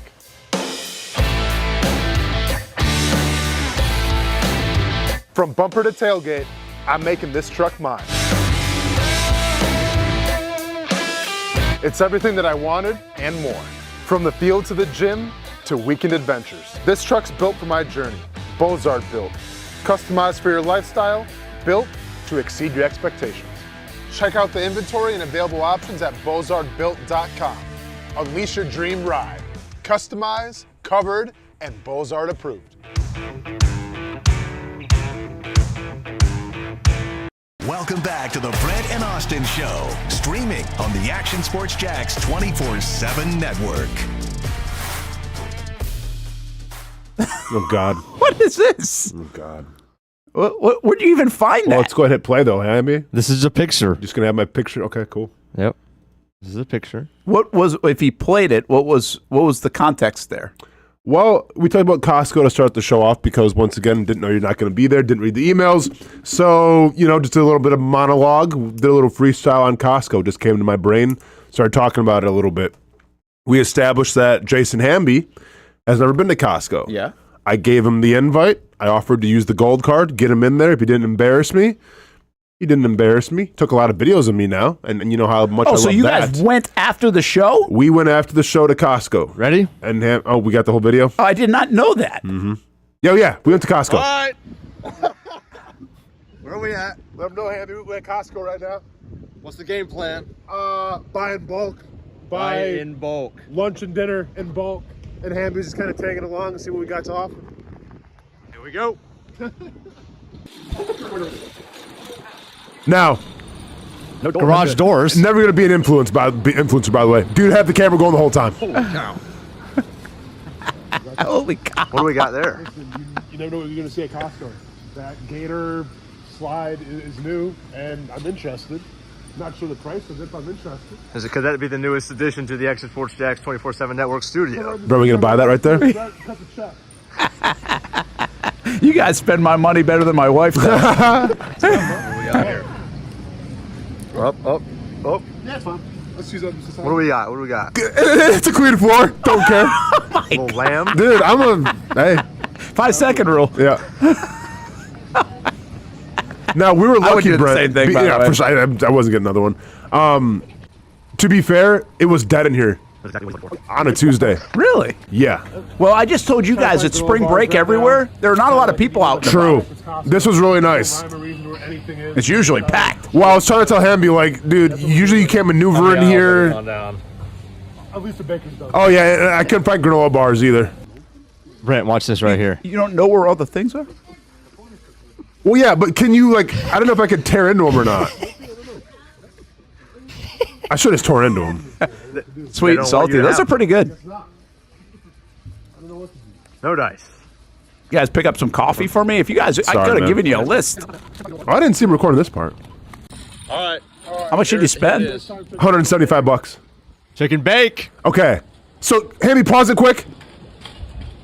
Yeah, that's pretty good. Oh, okay, never mind. Just keep going. Go ahead. Okay. So, the chicken bake. If you follow the Costco guys, which I didn't really follow them, but then obviously they got shoved down America's throat, so we all had to follow them. They're really big on the chicken bakes and double chocolate chunk cookies. Okay. Wasn't going to get a cookie. Not that time for a cookie.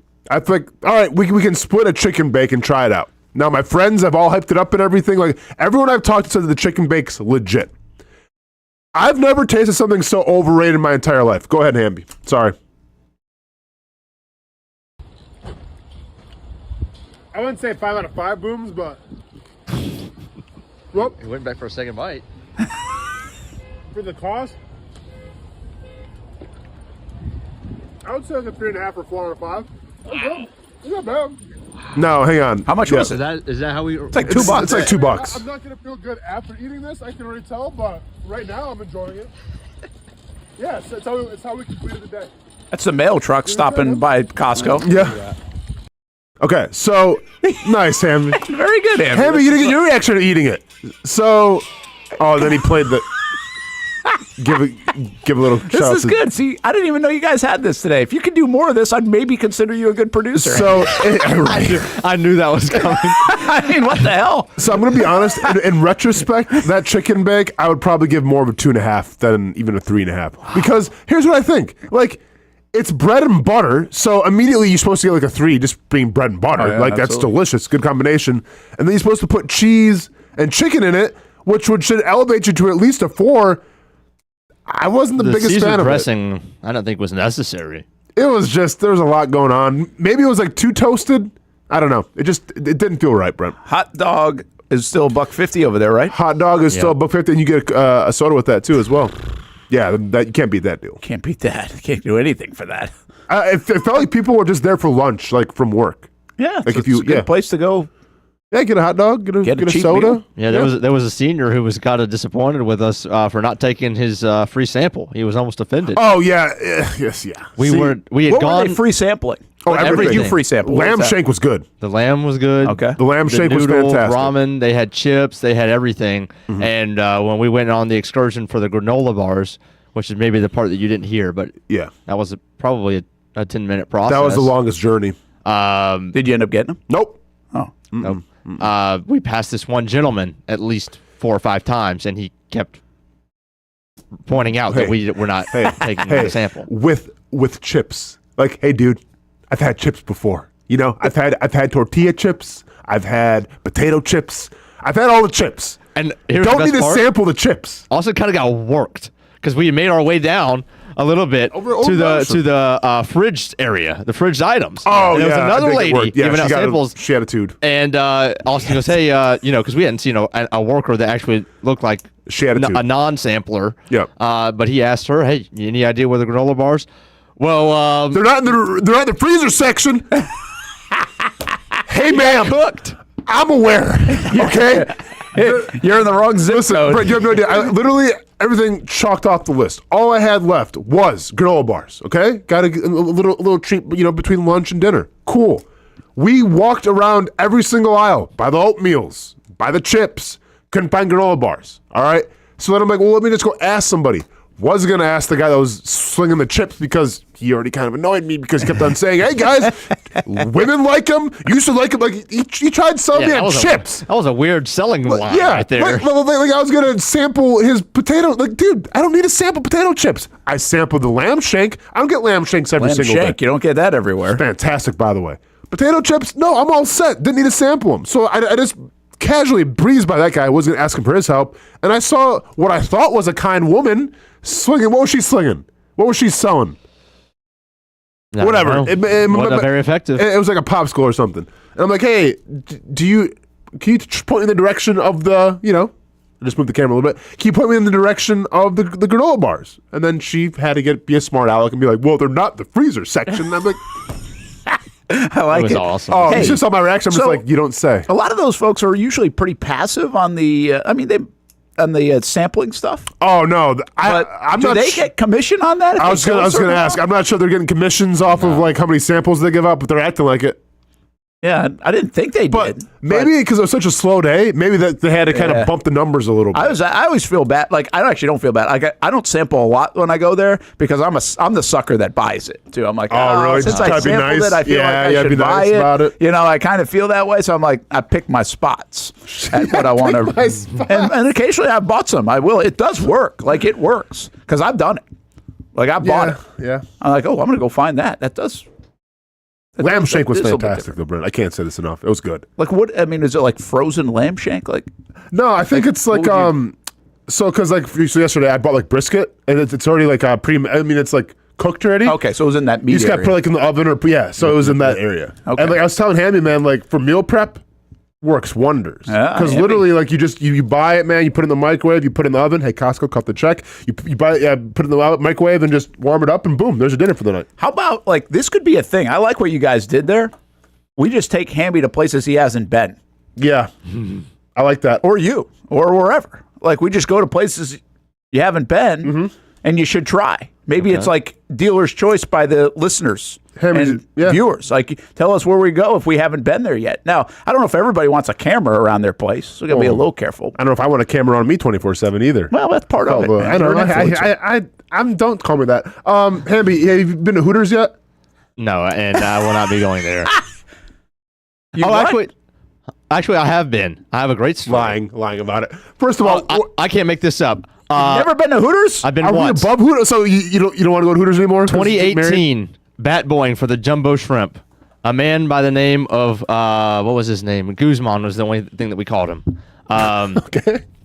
Zero English, almost zero English. Comes in, and I was one of his favorites, and he was one of mine. He's an absolute prankster, kind of jokester of the locker room. Was a top prospect, got a big signing bonus, all that. I don't think it panned out. Either it's indie ball or whatever, but he threw 100 miles an hour. Okay. He came up to me after the game one night over the summer and said, chicken wing? I said, not tonight, because I thought he was asking me for what the club he was making or catering in. And I said, no, not tonight. And he goes, you know Hooter. And I'm yeah, I know Hooters. We're where? Yeah. This is Florida. He goes, you have car? I said, yes. Yeah, I got a car. He goes, you, me, Hooter, car, I pay. Oh, say no more. There you go. Actually, I like this guy. Yeah. And it's like 10:30, but I'm in because that would be cool. Yeah. And we went, and he was on the phone with somebody, FaceTime, speaking Spanish the entire time. So he wasn't even really talking to you. Yeah. And he was there for we were there for an hour before he was even halfway done because he was just having a good old conversation. And so I left a little earlier than he did, but I have a good feeling that he was there till probably 1 a.m. So now, is your Hooters career done with you being engaged and everything? Yeah, I mean, well, even regardless of that. So basically, like you can't go to a chicken wing place anymore. They all look like Hooters now. I know. Yeah. Okay. I'm good, man. Oh, hey, he's good, bro. I've gone to Hooters plenty of times with Steph. Dude, I went. The wings are good. I met my. I like Hooters wings. If I need wings, I'll go to Best Bet. I met. Good drop right there. The first time I ever met my ex-wife's parents was at Hooters. Really? Yeah, we had a sit-down family dinner because like there's the only thing open. It was like an Easter or something, and they're open on Easter. So we went to Hooters. I used to love the Hooters. That Hooters thing. It's a family dining experience. It's not. We're not going to a strip club. It's not. May as well be. Look at him. I say Hooters on Easter, and the guy is like praying for me now. I mean, relax, dude. Dude, they wear those outfits at church now. Not exactly. Like that's what people wear at church. I don't think you know what Hooters is all. Come on, man. Golly, our world. The wings are good. Oh, this dude. Man, I mean, I remember like Hooters. You seem so outlandish. I'm serious. Now it's like you come into work and you see. Yeah. No, you do not. Dude, yes, you do. Yeah, like we're going to Wacko's for a burger. We're not doing that. We're just going to Hooters for some wings and watching sports. Relax. I'm good. I'll go to Best Bet. This dude, right? Gambling. Hey, gambling though. We're just gonna go gamble, dude. I'm telling you right now. If you keep going on these men retreats to your church. You can't cherry pick of what you can be offended at and what is okay. I'm not offended. I'm just gambling. You go nuts. I'm gambling and Hooters girls. Like, come on, man. Come on, man. Like, you can't have it both ways, Hamby. Where Hamby disappears for 2 weeks. I know, man. This dude on his high horse all of a sudden. Like, I'm getting looks for going to Hooters now. Like that's the line that we stepped over. Okay. I mean, seriously, like I don't even know. There's like every restaurant now. I feel like, where's that? I know, man. Like every chicken wing place has it. Right? Is there a chicken wing place that doesn't have that? Go to your local gym right now, and I guarantee those women in there are less dressed than the Hooters girls are. Every time I go to the gym, my neck is almost more sore than any other part of my body because I just look at the ground the whole time. Dude, I'm not kidding. Dude was not built for this world. He wasn't. Dude was built for the 1940s. I'm not kidding. To steal a very good line here, you're about to get married. You're not dead. To each his own. Man. I forget what movie line that's from, but it's from a movie. I can't wait for this wedding. I'll tell you that much. Can't wait to see what this is going to be about. Yeah, for a coach. I'm gonna get unserved. I'm gonna get one beer. And sorry, Austin, you've had way too much. You're to drink. out. Okay. Good gracious. I see how this is going already. Hey, the Jags are 45-1 odds to win the AFC. Nice segue, Brent. Had to get out of it somehow. I mean, jeez. We're the Bills are the favorite to win. Baltimore, Kansas City, Cincinnati. Actually, it's the Bills, Ravens, Chiefs. Then there's a drop off to Cincinnati at 17-2, which would basically, if you want to do the math on that, what's that, Hamby? You're good at this game. 9-1, almost 8.5-1. It makes more sense than 17-2. Mm-hmm. Los Angeles Chargers 12-1. Okay. The Broncos 14-1. So 3 out of the top 6 teams are in the West. Yeah. It's a little surprising because you would have thought the North would have maybe 3 out of 4 or something like that. Houston Texans are the top AFC South team at 14-1. Sure. Steelers, Dolphins, Raiders, Patriots are ahead of the Jacksonville Jaguars to win the AFC. And so I'm going to come at you 2 ways here. We've done this long enough to know. I'm not sitting here defending against Vegas and the national folks. But what I often will say is we have done that in the past. Mm-hmm. And then those guys are right. Because honestly, if you just pick against the Jags at any time, you're probably more right. Mm-hmm. So are they smarter than the way it might feel in Jacksonville? Because I'm going to tell you this. Houston at 14-1 to win the AFC. This is to win the AFC. But see, I think if you do odds to win like the AFC South, they're much closer together than 14-1 to 45-1. Now, I get there's a jump in winning the AFC South to winning the whole thing, obviously. Yeah. But, I mean, keep in mind, Houston has never even been to an AFC championship game. and they're 14-1 odds to go. The Jags are lower than the Patriots and the Raiders in this situation. Raiders? That's a little surprising. Yeah, I mean, well, with the Patriots, I'm not necessarily that surprised because it's the Mike Vrabel. A little Vrabel effect. Right, Everybody's loving Drake May, especially even over the offseason. Of course, and they're going to be picking high, whatever the case may be. Like, I think with the Jaguars, we're hopeful that Liam Cohen can turn around everything, but we still got to see it. Of course. I think with Vrabel, you kind of know what he's bringing to the table already. That's kind of why I wanted him in Jacksonville, because he was the sure thing, I felt like. So the league doesn't feel great about the Jags, though. Well, Yeah. Vegas doesn't feel great. Vegas doesn't but feel great. I would suggest that if the Vegas doesn't feel great, I would think that a lot of the national folks kind of fill it in that same bucket. Keep in mind, they don't feel great about the AFC South. There are 5 bottom teams of 12, 13, 14, 15, 16 on this list. 3 of them come from the South. The Jags, the Colts, and the Titans. And that's fair. It is fair. Yeah. But it also says, well, if you can just catch Houston, sure, you might be in a really good spot. The Jets, by the way, 75-1 with that roster. And if Justin Fields does work, man, I think that could be a decent play. Now, I tried that last year and failed miserably.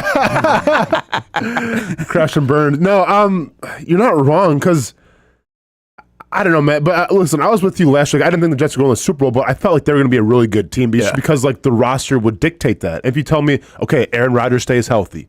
Okay, was Breece Hall healthy though? I don't know. Breece Hall wasn't even a thing because they stopped going to him. Whatever the case may be, because they had Braylon Allen. I think it was mixed. So I think early in the Allen. season he was hurt a little bit. But if you would have told me and Sauce Gardner, I think he was pretty much healthy and he didn't play to his best ability. Yeah, I never would have guessed that they won what they won. So I'm with you, man. I feel like Justin Fields isn't the worst quarterback in the NFL and might be even a bump with his dual threat capabilities over Aaron Rodgers. Why couldn't they make? Breece had over 200 attempts last year. Did he have that many? So I guess he was. Yeah. 200 just quiet kind of quiet. attempts. Quiet. Yeah. That's Braylon Allen. Yeah. Listen, I think there's a huge. First of all, these are just whatever odds in March. That's fine. And I'm going to give you something in the NFC that catches your attention, I bet, too. But this is to me, this is a huge break where the Jags are at right now. Mm-hmm. And I think coming off 22, I believe more than I ever did believe and didn't even factor this in, but it really did factor in, was the schedule. You played a first-place schedule rather than a fourth-place schedule or a third-place schedule. And I thought it really factored in for the Jags in that stretch run to go along with injuries and everything else. It started to compile. There were no layups during that stretch where things started to go bad. And even Tampa, who you didn't think was great at the early part of the year, started to go on a run. They really just got some bad luck with injuries and the way the schedule mapped out, where it was Cincinnati, Baltimore, Tampa, you name it. And so I do think that factors in. I think when the New England Patriots went on this dominant run, the AFC East sucked. It was bad. Mm-hmm. There was nobody contending. That's why I think Houston and the Jags I feel like the Jags are more in the Houston category than they are in the Tennessee Titans category. Let's just say that. But if you can be good, if you can find your way to be good, if you do elevate this franchise right now, you're doing it at a very good time. You don't have to worry about great teams in the South. Even Houston is not a great team. They might be the best team in the South, and that's cool that they're picked to win it. That's fine. But they're not the Eagles or the Chiefs or the Bills or the Ravens or the Bengals. You really have a path. Your time is kind of now. This is going to be very frustrating in Jacksonville if over the next couple of years they don't make noise. Because they really missed a window of opportunity. That was one of the biggest things if you really label 23. And I remember talking to the guys in the locker room and asking this specific question, and they were very adamant about it. And they got it. The biggest thing about losing 5 out of 6 at the end of 2023 and missing out on the playoffs is you missed an opportunity. You missed an opportunity not only to make the playoffs, but to do it in Jacksonville back-to-back years, which helps change the narrative, which helps put this franchise in a different way. They also missed an opportunity that year because if you remember, if they had made the playoffs that next week, they had a chance to have every starter back in the mix. Even Kirk was going to try to get back. So they felt like, man, we might be healthier than any team in the league. And we're in the dance now. We can go play like we did in October and won 5 straight games in 5 different venues. What you did there is you missed the opportunity to see if you could do that. So you missed a bunch of opportunity by screwing up the end of the season. I really feel like the Jags are, if we take this whole 22, 23, 24, 25, 26, 27 even, and then let's see where Tennessee and the Colts and Houston are. But you're going to take this 5 or 6 year window.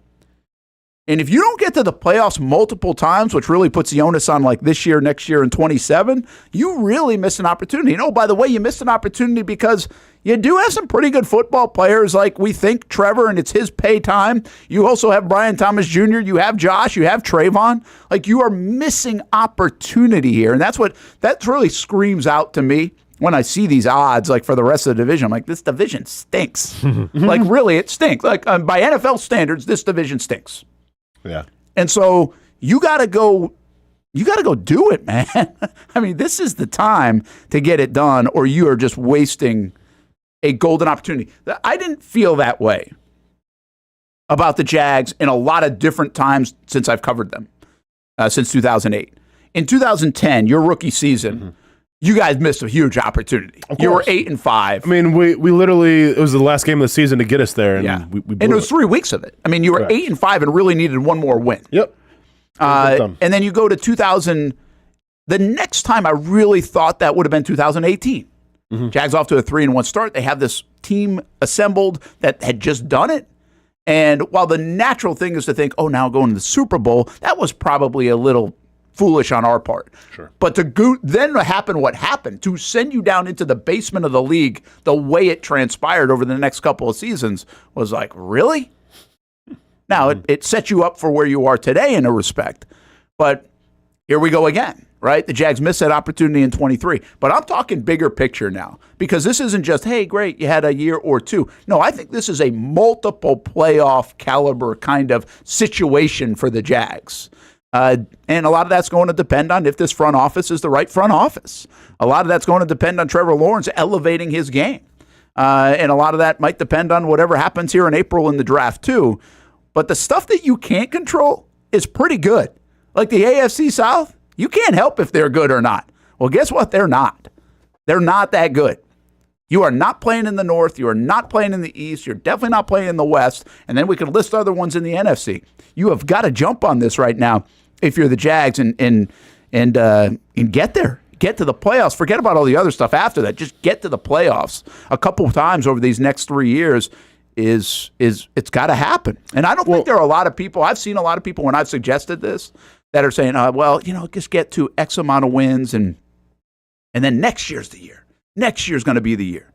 No, like the time is now, folks. Like this wasn't a 4-win roster. This isn't gradually get me to 7 or 8 wins. This was supposed to be at a minimum, the floor, an 8-win team. And while now you've changed it around a little bit, that's fine. But my expectations are way higher than just take the next step to 7 wins. That's not it. I know, but see, this is the issue, though, Brent, is that in the NFL, there's always a window. And the window is supposed to be 5, 6, 7 years. Yeah. Sometimes even longer. In Jacksonville, you had 17. And that was it. It was literally a window you couldn't even slide your arm through. And then you had it a little bit again, a few years back. You beat the Chargers, take the Chiefs to the limit, and that was supposed to be the window. And then that closed on you again. So I agree with you. Eventually you got to figure it out. Eventually, there has to be there's got to be more consistency. There's got to be a bigger window. But you got to start winning first and get all that. But Brent, I want to go to the Super Bowl. I want to go to a long playoff run. But what I want more than anything right now is just consistently.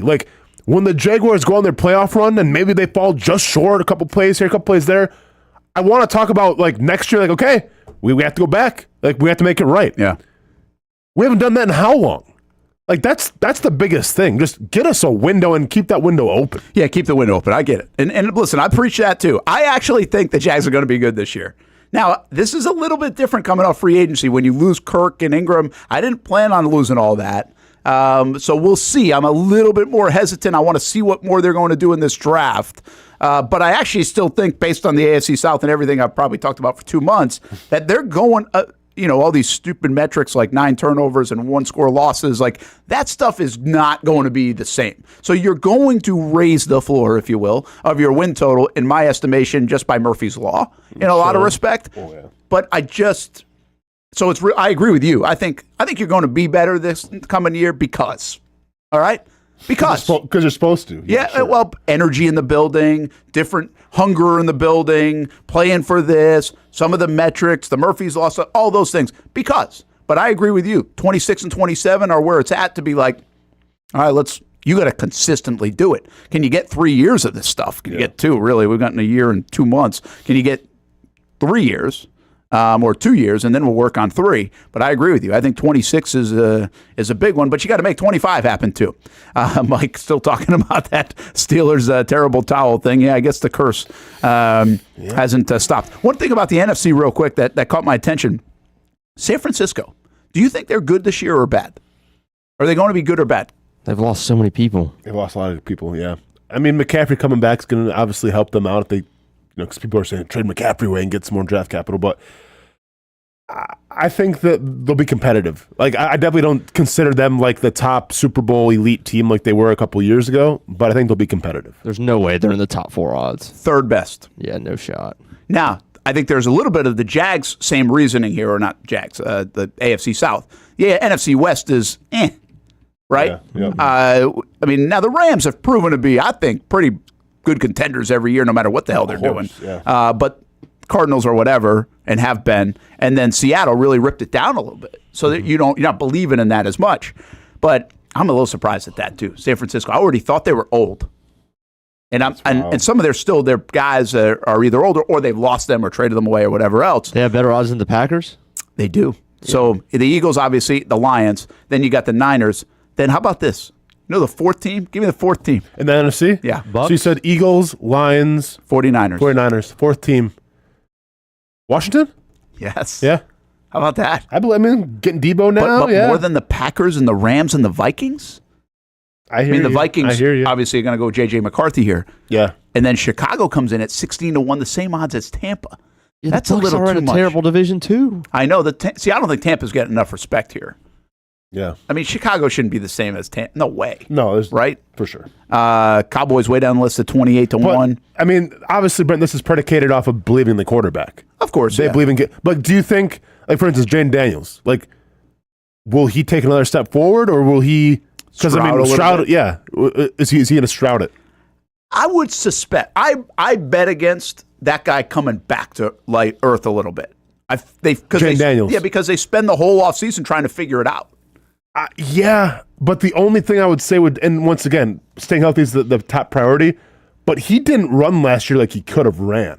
Yeah, that's fair. Like, I wonder, like, if this season, and I don't know if it would be that smart, but, like, if they kind of, let him loose, just be like, hey, dude, if you want to run, go run now. Like, they try to keep him, as a rookie, try to make him more of a pocket guy until it mattered. Yeah. So, I don't know. I don't know where I got to see more. They got so fortunate so many times. See, like the Commanders had a little bit of the opposite the Jags had. Yeah. Or what I say is the Commanders had the Jags from 2022. Whereas they got fortunate to win those double-digit games and everything else. So we'll see how it lands. I thought those odds were pretty interesting. Very. To see. And again, we're talking about the middle of March. We haven't even reached the draft, but that's what it looks like coming out of free agency. I did see somebody else sent me on this on Twitter that a couple of the national guys were saying the worst draft free agent picks were signed by the Jags. Like, why did they give Murray the money? Why did they give Hainsey the money? And which is, I think it's fair. I'm not criticizing that. I'd just also be like, I don't even know who some of these guys. One of them was like Fowler, and he's just giving his opinion, but he's not like an analyst guy. He's not an X's and O football guy. Yeah. So be careful on some of that stuff. We all have opinions, but I mean, these guys are getting paid to do it. Doesn't make them right all the time, as we know here in Jacksonville as well. Hey, let's get to Travon Walker and paint the player. Daniel Griffiths writes about Travon Walker this week. Action Sports Shacks 24/7 network. ActionSportsShacks.com is the place to find it. And Travon, obviously a pretty interesting topic these days because of a report over the weekend. As you said, yes, Sports Illustrated started to run with it a little bit too. Yeah. I've been on this for a while. I'm not going to stop. I was on the Josh one for a while, and they didn't do it. I still think this is the time to pay Travon Walker. I think he's a pillar of this franchise on the defensive side that you want here for a long time. A guy that's ascending, and some of these numbers will tell you a little bit about it. Does anything stick out? See, here's the one that sticks out to me that nobody will, because nobody celebrates or talks about, is that run-stop win rate. Mm-hmm. See, Josh is good at that too.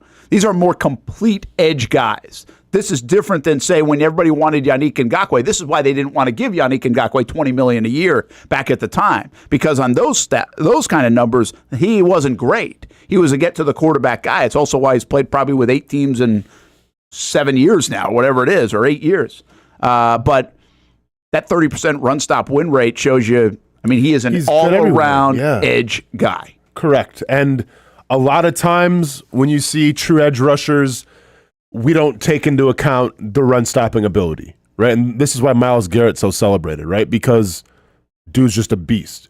And you had a guy like Yannick Ngakoue who, yeah, sure, he'd get after the quarterback, but how good was he in the run? Was he a liability? Did you have to make up for it? Did you have to have help on his side?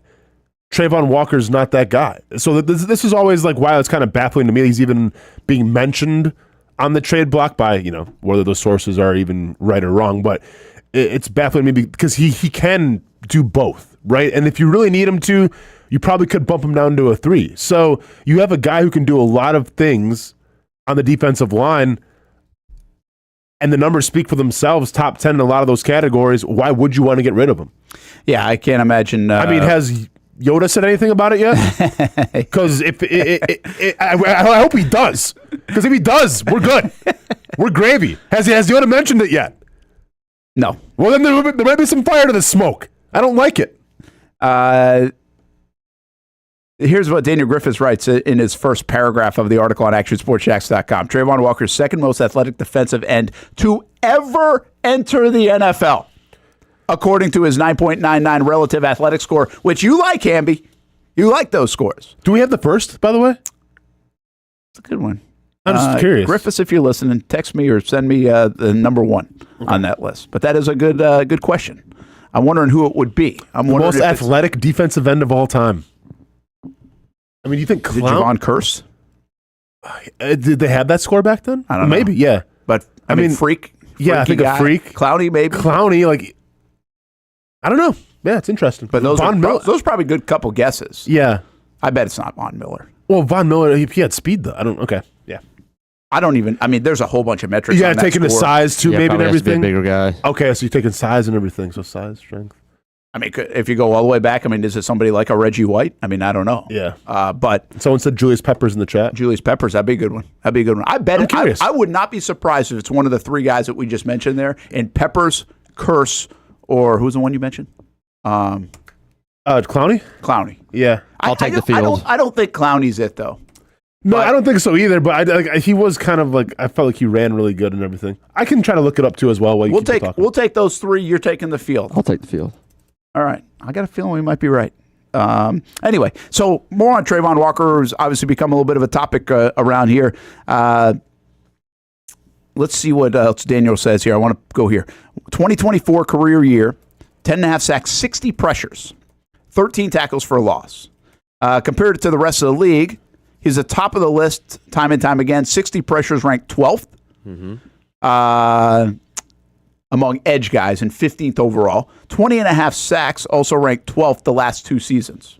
And see, I really think that's a sleepy thing on Travon. If somebody were to do a bar graph, and this would be easy to do, I just haven't done it, but you take your bar graph and do the sack per game stuff, and you would see, just put the 17 games, and it was obviously only had 3.5 in his first year, so it's going to be very low. But then it starts to tick in the back half of 23 on a consistent basis. Like he was like in the box score of a sack, half sack, full sack, 1.5 sacks, almost every game for the last 8 or 9 games of 23. And I really feel like a lot of last year too. Like every time you're seeing Travon Walker in the box score on jumping off the screen to you. He's making a play. Mm-hmm. I really thought his impact and what it looked like, even from an eye test standpoint, really changed probably the last in that stretch. Let's see, that'd be like a 50-game stretch. So probably the last 25 games, 28 games, something like that, which shows me an ascension.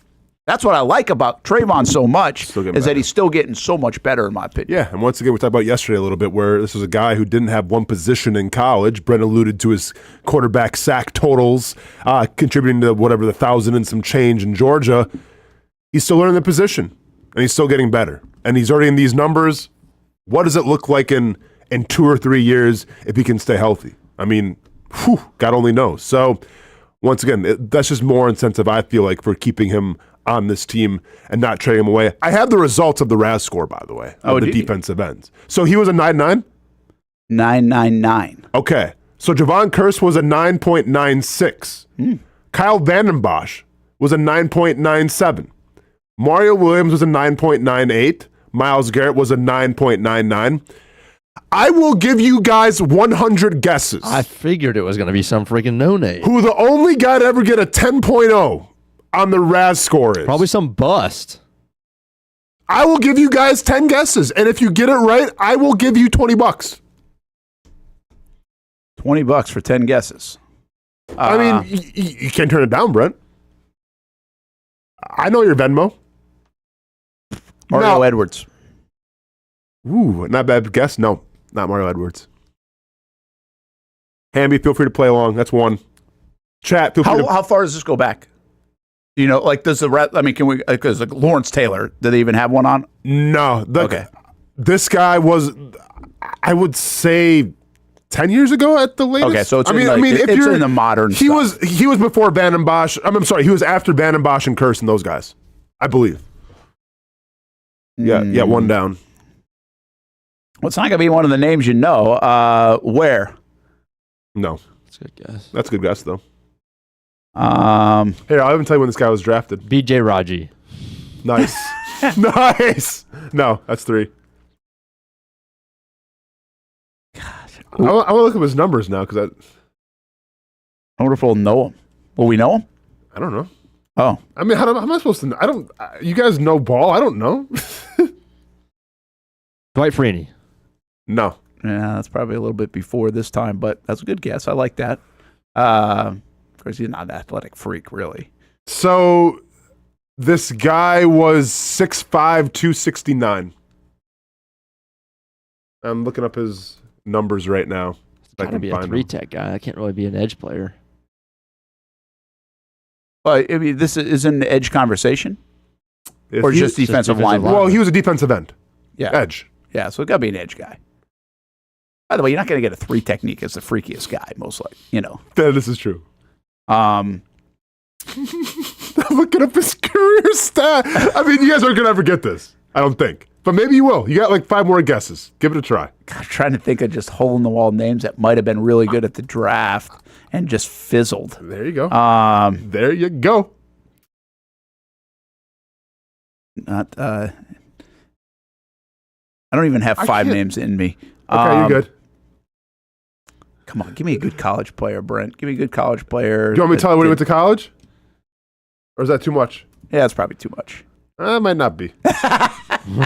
Colorado School of the Mines? Yeah. Let me look it up quick. So, hold up. He's not the easiest. Went to Gardner-Webb.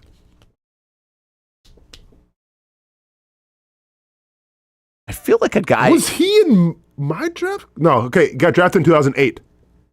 Gardner-Webb. Out of Gardner-Webb. Yeah. Wow. Yeah. And Gene didn't pick him. Surprising, right? I mean, we're never going to get it, Hamby. Hamby, you were hardly born. Brian Johnston of the Kansas City Chiefs. Drafted pick number 210, round 7. 210? And he had the best highest, score. had a 10.0 on the RAS score. I'm trying to look up his stats, Brent. I can't. Like, so I remember, like, I because obviously I don't Chiefs. remember that name. Well, I mean, Chiefs, you know. But I don't, like, I can't find his numbers, though, of what he did. Does that? I can't even find Now, some of the other names that you mentioned, the RAS score is a big thing. I know some people really He's like a white this. guy.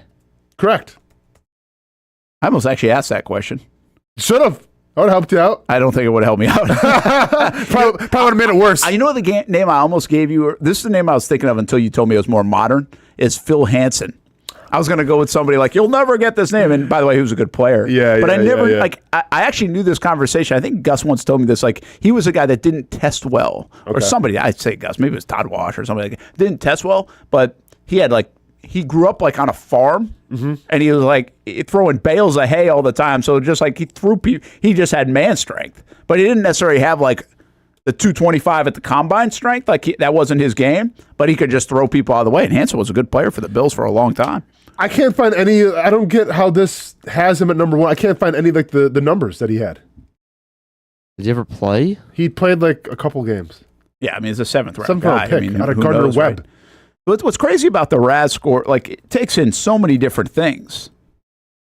Yeah, but wouldn't this guy, if he's the top of the list, wouldn't they adjust those things? That's what I'm saying. There we go, man. That's the most athletic RAS score, whatever you want to call him, in NFL history. Now, there are a lot of other guys that are, here's some other names that have done very well. Anthony Richardson.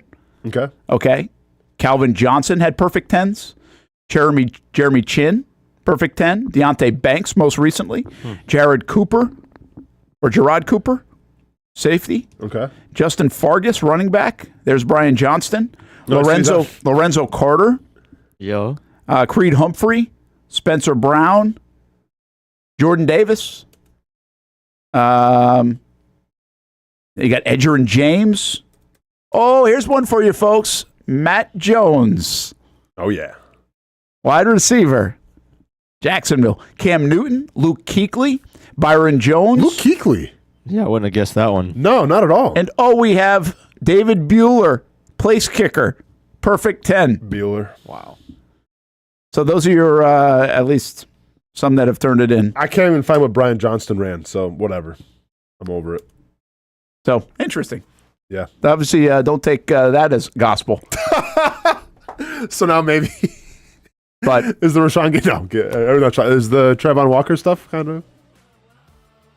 All right. Travon Walker, 999, though. I mean, I don't know what that means, but there's also Myles Garrett's in that category. That's my point. There's a lot of good players in these categories, right? Yeah. So it's not like it's one or the other. I just don't get how you're a 10 overall, a 10 highest scorer, you don't even pan out in the really NFL. or even a 7th round pick. They knew he wasn't very good. He's just a very good athlete.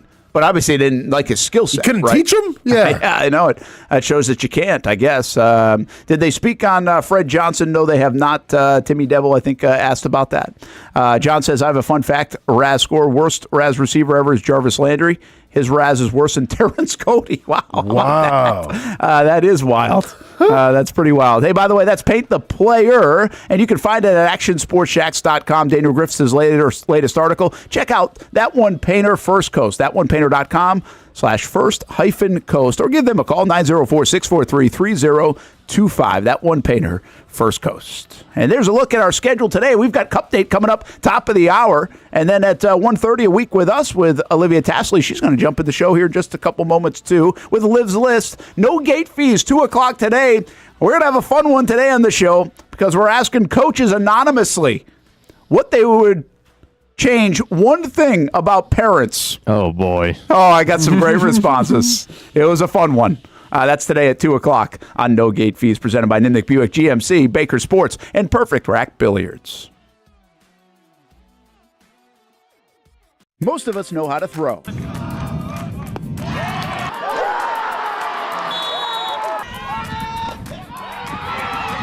But you need to know what to throw. I'm not talking about footballs, baseballs, softballs. We're talking about those items you need to recycle. Republic Services explains it easy. Recycling simplified. 1.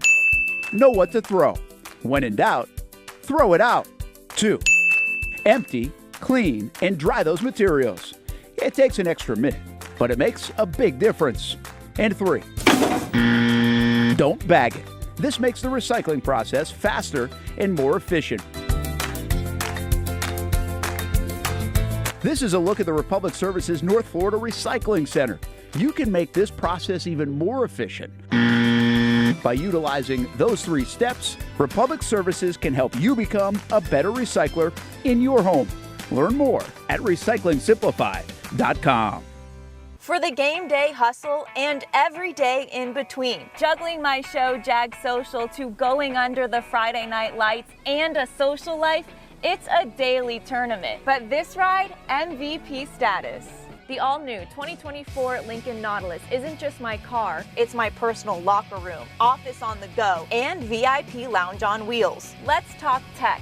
My profile remembers everything from customizing my dash display to setting the ambient lighting and my signature scent. And wireless charging, essential for live tweeting scores. Whether I'm packing for a beach day with friends or heading to the gym, there's space for every passion. After dominating all day, this becomes my recovery zone. The massage feature is like having a personal PT on call. Life's a non-stop game, but with this ride, I'm always on my A game. The 2024 Lincoln Nautilus. Drive your passion. You trust CGC to make your water great, and now you can trust CGC with your plumbing needs as well. Fast, convenient scheduling, licensed and insured. A quick call away at 904-552-1242. You never know when you're going to have an issue with a shower, toilet, or maybe it's a sink that sometimes is easy to fix. All right, let's be honest. I'm not fixing anything. I'm totally staging this because when I have a plumbing problem, I call CGC Water Treatment and Plumbing. Trained professionals, transparent pricing, customer satisfaction. Small problem or even a bigger issue. Right now, you can take 10% off any water heater. The experts with 25 years of experience at CGC Water Treatment and Plumbing can do it all. Call 904-552-1242 or visit cgcwater.com. For a limited time, CGC is waiving the trip charge on all related plumbing calls. CGC Water Treatment and Plumbing, an authorized independent Connecticut dealer. Florida license number CFC 1432579.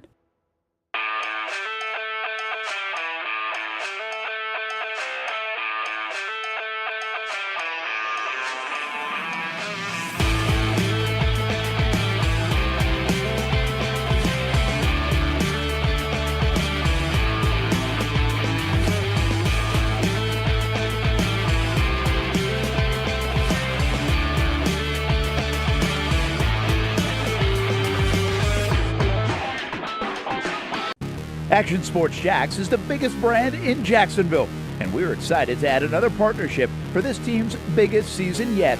Action Sports Jacks 24/7 is now the official streaming network of the Jacksonville Sharks for their 15th season.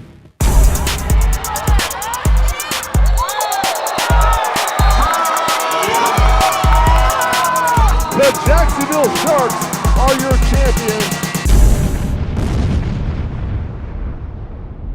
It's the place we party in football season with Jaguars All Access. Welcome to Sports Brewery, everybody. Say hello to our guest tonight. That is Trevor Lawrence. You can bring your party or event to Sports Brewery in Springfield any day and any time. Rehearsal dinners, corporate events, birthdays. Here at Strings, you can enjoy the inside area and the outside area. Good for any weather, good for any occasion.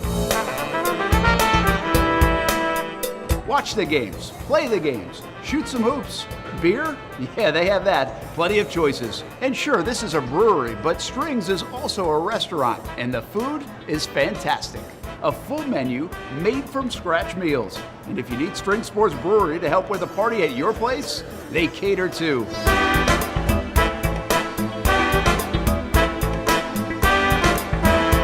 Family, beer, food, sports. Sports Brewery in Springfield. Welcome back to the Brent and Austen Show, streaming on the Action Sports Jacks 24/7 network. Hey, welcome to the Action Sports Jacks 24/7 network studios. Liv, are we someday going to use these? One day. Do we soft opening them? Yeah, I don't know what it's today. Is like, what's the idea of these? Since we're supposed to use them. You hold up your reaction. Yeah, I have more. There's funny ones. There's me saying, "What the heck?" Should we do it today? Might as well try it. Okay. You got a laughing emoji. Yep. You got a live emoji. Got lots of live emojis. Okay. And you got a what the hell she talking about emoji. Yep. Yep. Thumbs up emoji. All right, you need that one. Okay, I'm thinking about it. Okay. Yep. So that's it. So we got 4 of them. Yeah. That makes sense. Got it, bro. All right, so that's part of the game here as Liv's list rolls on. Before we get to that, Shock Your Mock season is here Shock next it. week, and we're working on having some fun with that all the way through the draft, which we always do. Shock Your Mock 2025, which people had started to call for actually back in November of this season. Kind of how the season was going. Yeah. Oh, they were. We were getting Shock Yo Mock tweets in November. Yep. But here it is. And so we have landed on Pro Football Network. PFN, correct. So PFN, that's the place to go. You're welcome, PFN, for all this love. No kidding. But that's where you go fill out your mock. You got to send it to us. There's a couple different ways to do it. You can obviously do it in the chat, direct message us, Twitter, all that stuff. But you can also send to sports@actionnewsjacks.com. And that might be the best way to do it. If you put it in the chat, like on a show, that means we're going to go back and find it. That could be dangerous. Very. So I would really, if you get it to sports@actionnewsjacks.com, the easiest thing for us to do then is I can put it in a folder and then we'll have a list of them. They're all in one spot. But there are other ways to do it with the DMing and everything else. But again, I would encourage you to try to go to sports@actionnewsjacks.com. And while we're looking at viewer or participation, don't forget the bracket challenge. You got to fill that out by, well, at least the morning. And the more people we get in the challenge, the bigger the prize. And I think I'm looking at a cash prize right now. I like it. So at the Cash very least, prize. well, we got some other things. Like Bono's gave us some gift cards as well. So we'll have some gift cards. So we may give out multiple prizes. Let me go back and rework my bracket. And And a little one- more seriously now. Don't worry, you can't win. One little caveat too with Shock Your Mock, they got to be turned in by Sunday, but I would try to submit those as quickly as possible just to make sure that your spot is reserved to take part, which there'll be some pretty cool prizes with that as well. Well, you, and I don't know how much you explained this yesterday while I was gone. I tried. But the idea here is we're going to likely do, let's just say we do it for 4 weeks. That's like 20 days. And if we pit one versus the other, that's 40.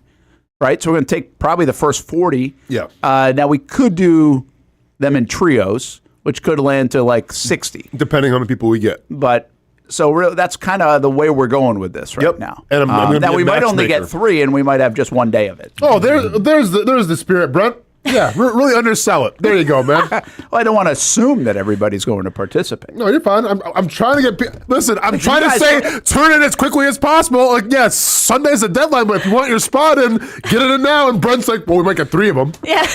Our expectations are different. You'd be the worst club promoter of all time. I'm just telling you right now. You guys were happy with like 40 entries into the bracket challenge. I was like, that's it? We need Pretty more. good, man. I mean, I'll what did take we have 40 last entries for year? Shock Your Mock. Yeah. First year on ESPN 690, threw that thing on the website. We had like 140 of them.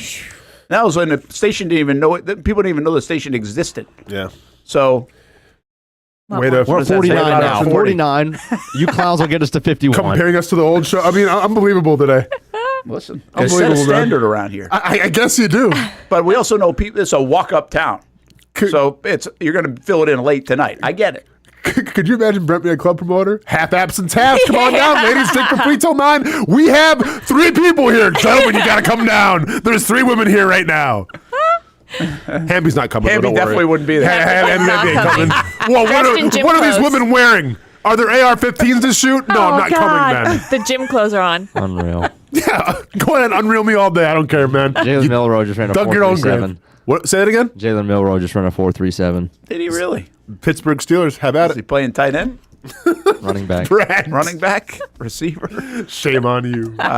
He's a physical beast now. I wonder what his RAS score was. All right, Liv, Olivia Tassley with us from Action Sports Shacks. And Liv's list, what do we got? All right, let's start small. Let's start with Justin Timberlake. He went viral on Twitter for doing a golf putt on an airplane. Oh. We'll keep the players theme going with JT How do you do? No. down the aisle. Oh, that's actually pretty good. Here we go. He read the aisle very well. He did. Right in the cup. Oh, that was like the 100th time. Also, what kind of plane Yeah, is where are this? they on? This is a heck of a big private jet. They ain't flying Spirit Airlines. Is that a that's for jet? sure. Emirates? I mean, I'm not rich enough to know. This is a way Right. above Like, is my that just bracket. the section of the plane, or is that I don't know. is that It looks like a whole plane? That looks like the whole, because look at the back. Like, that's where the staff sit. Yeah, it doesn't Yeah. look like that's a curtain to get to the No. next way, right? It's high-level editing. You think that was edited? Nah. Could be. Oh, there's a jump cut That in was there? like his 100th time. Bro, this one guy's taking a nap. Is just like, can this dude stop? See, that's This guy why. right That's here. what I was thinking. Like, Let's keep it down, gentlemen. Just so you know now, this will give you an idea. See these seats? This is what the Jags take. This is what the Jags plane looks like. Yeah. Or the players and coaches and everybody sits. Check out this guy They right got here. these kind of seats. So real quick, who's on this plane? This is like a private I of don't all the know who's PGA on the Tour guys? plane. Like, who's on this plane?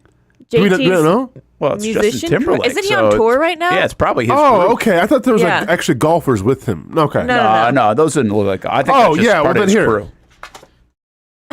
Don't like. I'm just trying to chill on a plane, man. I don't need you playing golf on it.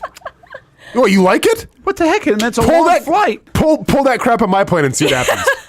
It might be a long good. flight. Yeah, you better hope I never get like actually, the credentials to be part is of the that, team, Brent. Because if we Brent? travel together and you're pulling that crap, have fun with it. Brent doesn't even sit down half the plane ride. If Brent loves it, huh? no, he stands up. Hey, He's on the phone 90% Get of on the your time. laptop, watch a show, watch a Daniel Day-Lewis movie, and just keep it down. You don't need to be golfing. This is I Love You, Justin Timberlake. Oh, What, you don't like Timberlake? that was before my time. Isn't he in? I guess he didn't go to jail, huh? For the whole No. DUI thing. Okay. Did not Was it go to jail. DUI? Talented. Yeah, he's good. I would love to go to listen, Wisconsin. if we're He's going to good. knock everybody off for like getting arrested in the Truth's Famous, I mean, we're screwed. All right, that can't be we can't. Yeah. That can't be our judging. Conor McGregor was at the White House, I mean, man. I love Tiger Woods too. All right, and I'm not. It's not based on that. Did you just see Conor McGregor making diplomatic decisions, I guess, for this country now, too? That's cool. There we go. Yeah. All right, what else you got? All right, you want to stick with the golf theme, and let's do Which we wouldn't. Scotty's dinner menu for the Masters Okay. has come out. Animal video time. Can I ask what this is? Like, what is it? So every year at the Masters, the winner creates the menu for the Champions Dinner. They have a Champions Dinner on like Tuesday night. Okay. At the Augusta. So only people have won a green jacket. Are there. gets old guy. Okay. Not that you're like, doesn't matter who's in the field. Sure. But like Tiger will be there, Jack Nicklaus will be there. So anybody that won it or that's like a high-ranking dude is going to be there enjoying with just Scotty win it. Scheffler. I mean, just win. Okay, champions that's only. it. Okay, got Champions you. only. So, Okay. and so that, you make the menu. And so this is. I'm not going to lie. I didn't know this was a thing. Yeah. Kind of cool. It is kind of cool. And so Hideki Matsuyama has a different spin than. Yeah. Tiger Woods has a different spin than obviously Scotty Scheffler. Scheffler's, I think it's only Masters. He hasn't done it multiple times. Has he won 2 jackets now?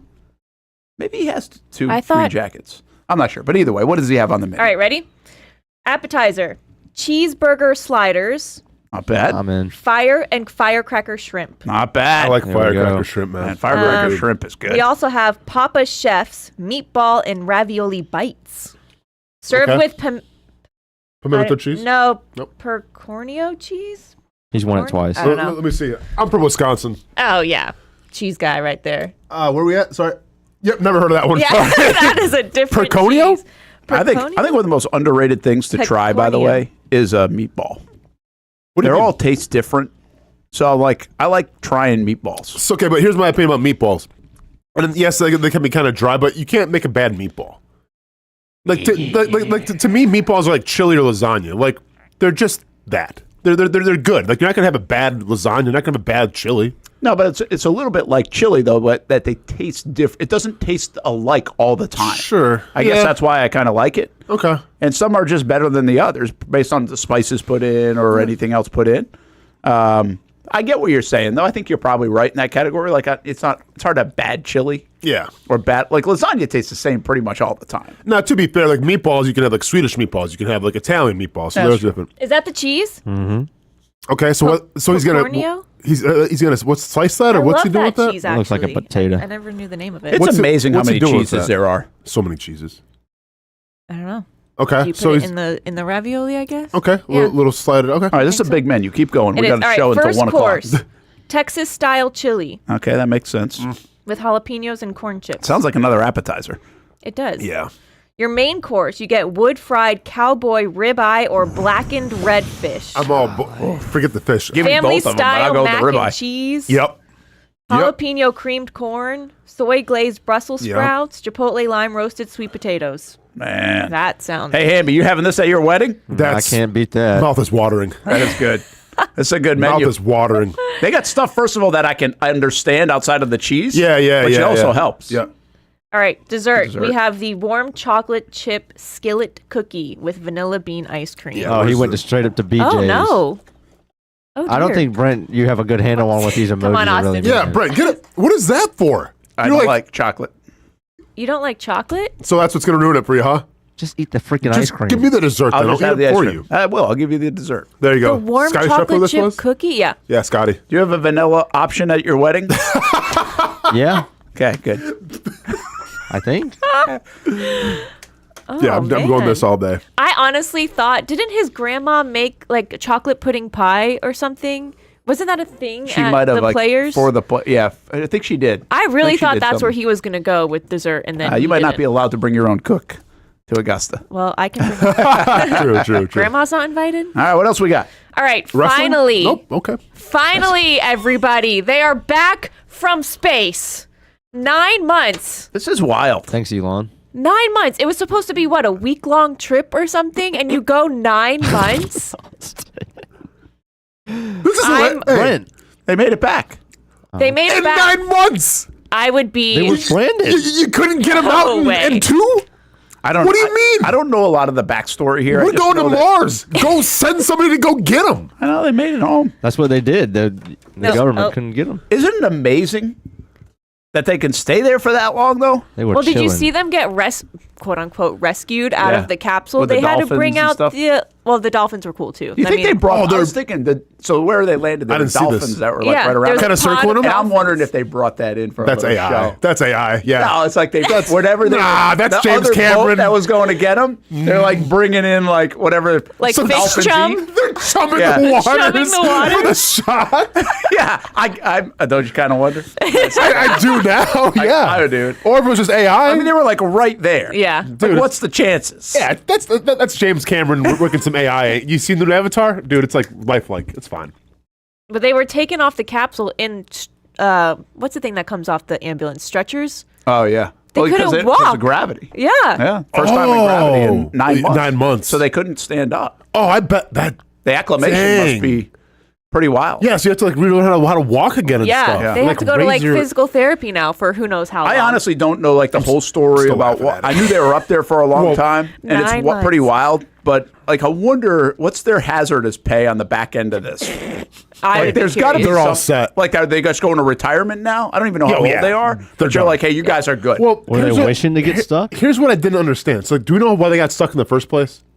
Wasn't it something? There was something wrong with the International Space Station, wasn't Sure. it, Amby? Then somebody come get me Yeah, well, how are you supposed to go get somebody in with space, with man? a rocket, Brent. The Jetsons? I feel like they Brent, send people Elon all Musk the time. is sending people. Like, he's got how many rockets per day? Well, that's what happened, Austin. They just said Trump just said, Elon, go take care of it, and he did. It was 9 This was- months. No, but nobody had told him to do that before. It was up to the government. The government did not do it. Hamby's getting pretty. Hey, you know what? Those I've are the never facts. seen That's- somebody pigeonhole themselves so much on one side of the political scale in one show than Jason Hamby. Shutting down scantily clad women, shooting AR-15s at men retreats, and now all of a sudden it was Joe Biden's fault Oh, there's that I we didn't couldn't say it was- rescue. You There's more implied it. people in the administration You than implied just it. the president. Oh man. Put my camera back up. Nope. This is me. Put it back up. This is me for Hamby and his political prowess. We're staying here for the. You get dolphins for the rest of the show. But no, my only point is like, if you're there for a couple months, it's like, hey, just send a ship up to come get me, please. Anybody. Please, yes. Anybody. Can you imagine? Because Get me like, outta here. I'm sure it's like when they like, was it Apollo 13 or Armageddon? Like when they interview them and like, oh, we're going live to the space station to see how they're doing. I'd be like, hey, it's been 4 months. What the hell are we doing? I see Elon Musk and I see rockets next to us going to Mars. Send one to me, please. I know. Like, so here's the deal. Here's a little explanation for it, right? By the way, this is wild.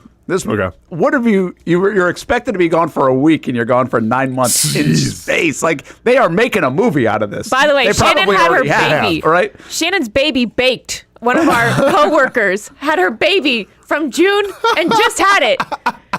They could have had a child. Imagine like coming back. Oh, what happened to P. Diddy? Like I didn't even. What's going on with pop culture? Like the Eagles won. Okay, they can communicate, but that's true. They launch on a Boeing's new Starliner crew capsule on June 5th.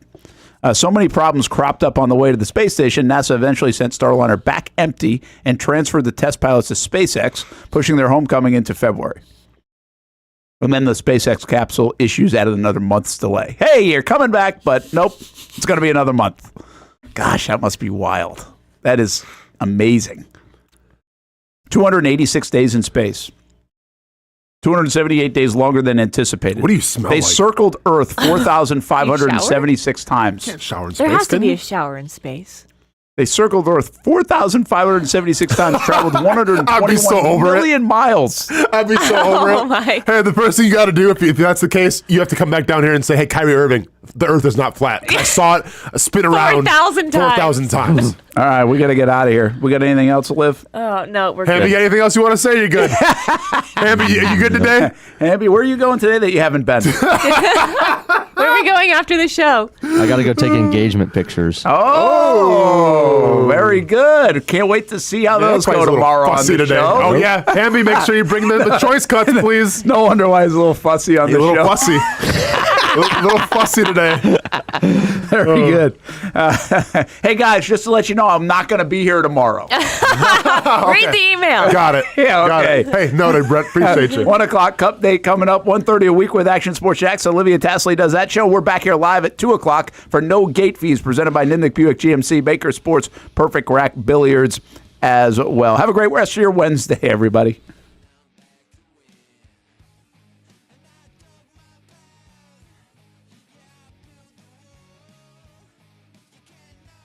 There's a saying in sports, you can't win them all, but you can win a lot with good folks on your team. Like that one painter, First Coast. It's tough to beat the sun in Florida, so your home fades. It's tough to beat that HOA when they come calling. Beat the sun, beat the HOA with that one painter, First Coast. And it's a good time to do it. Less rain to work around and painting in mild temperatures is perfect. After all, the paint bonds to the surface so much better. Give that one painter First Coast a call at 904-417-3557 or look them up at first-coast.thatonepainter.com. Fast estimate, guidance on color and HOA requirements, and the highest quality job you'll find anywhere. Be a big winner in your neighborhood with that one painter First Coast on your team.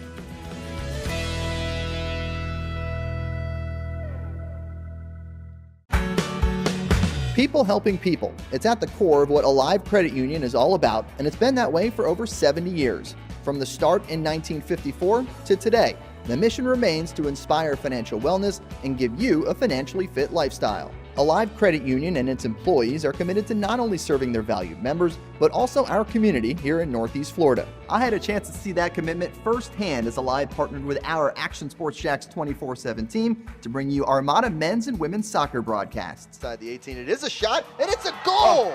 Chloe Chivers! And that connection to the community continues with Alive Credit Union's support of the Police Athletic League of Jacksonville. Alive Credit Union's commitment to our community also involves serving the financial needs of all first responders through the recent merger partnership with City and Police Federal Credit Union. Join the community and become a member of Alive Credit Union today. Find out the many ways you can be inspired in financial wellness at alivecu.coop.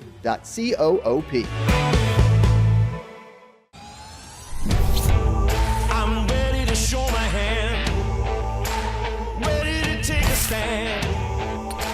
Wait on a sign above, and I am ready, ready. 'Cause I just live for the game.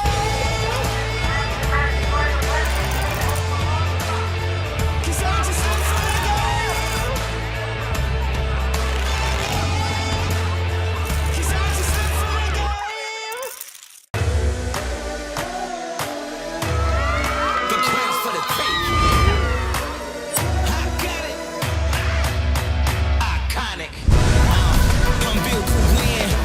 Back to back, I do it again. I'm iconic. I'm one of a kind. I'm iconic.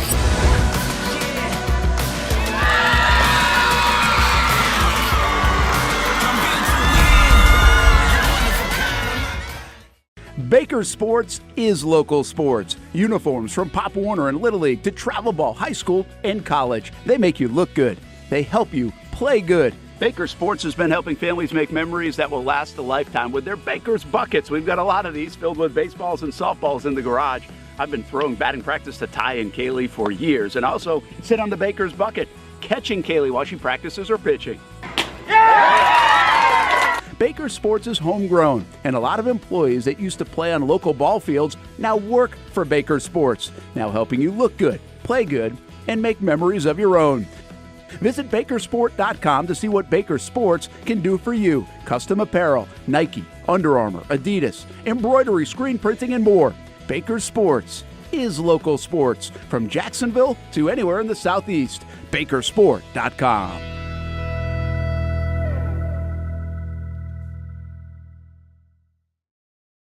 When it comes to trucks, I know exactly what I want. And at Bozard Ford,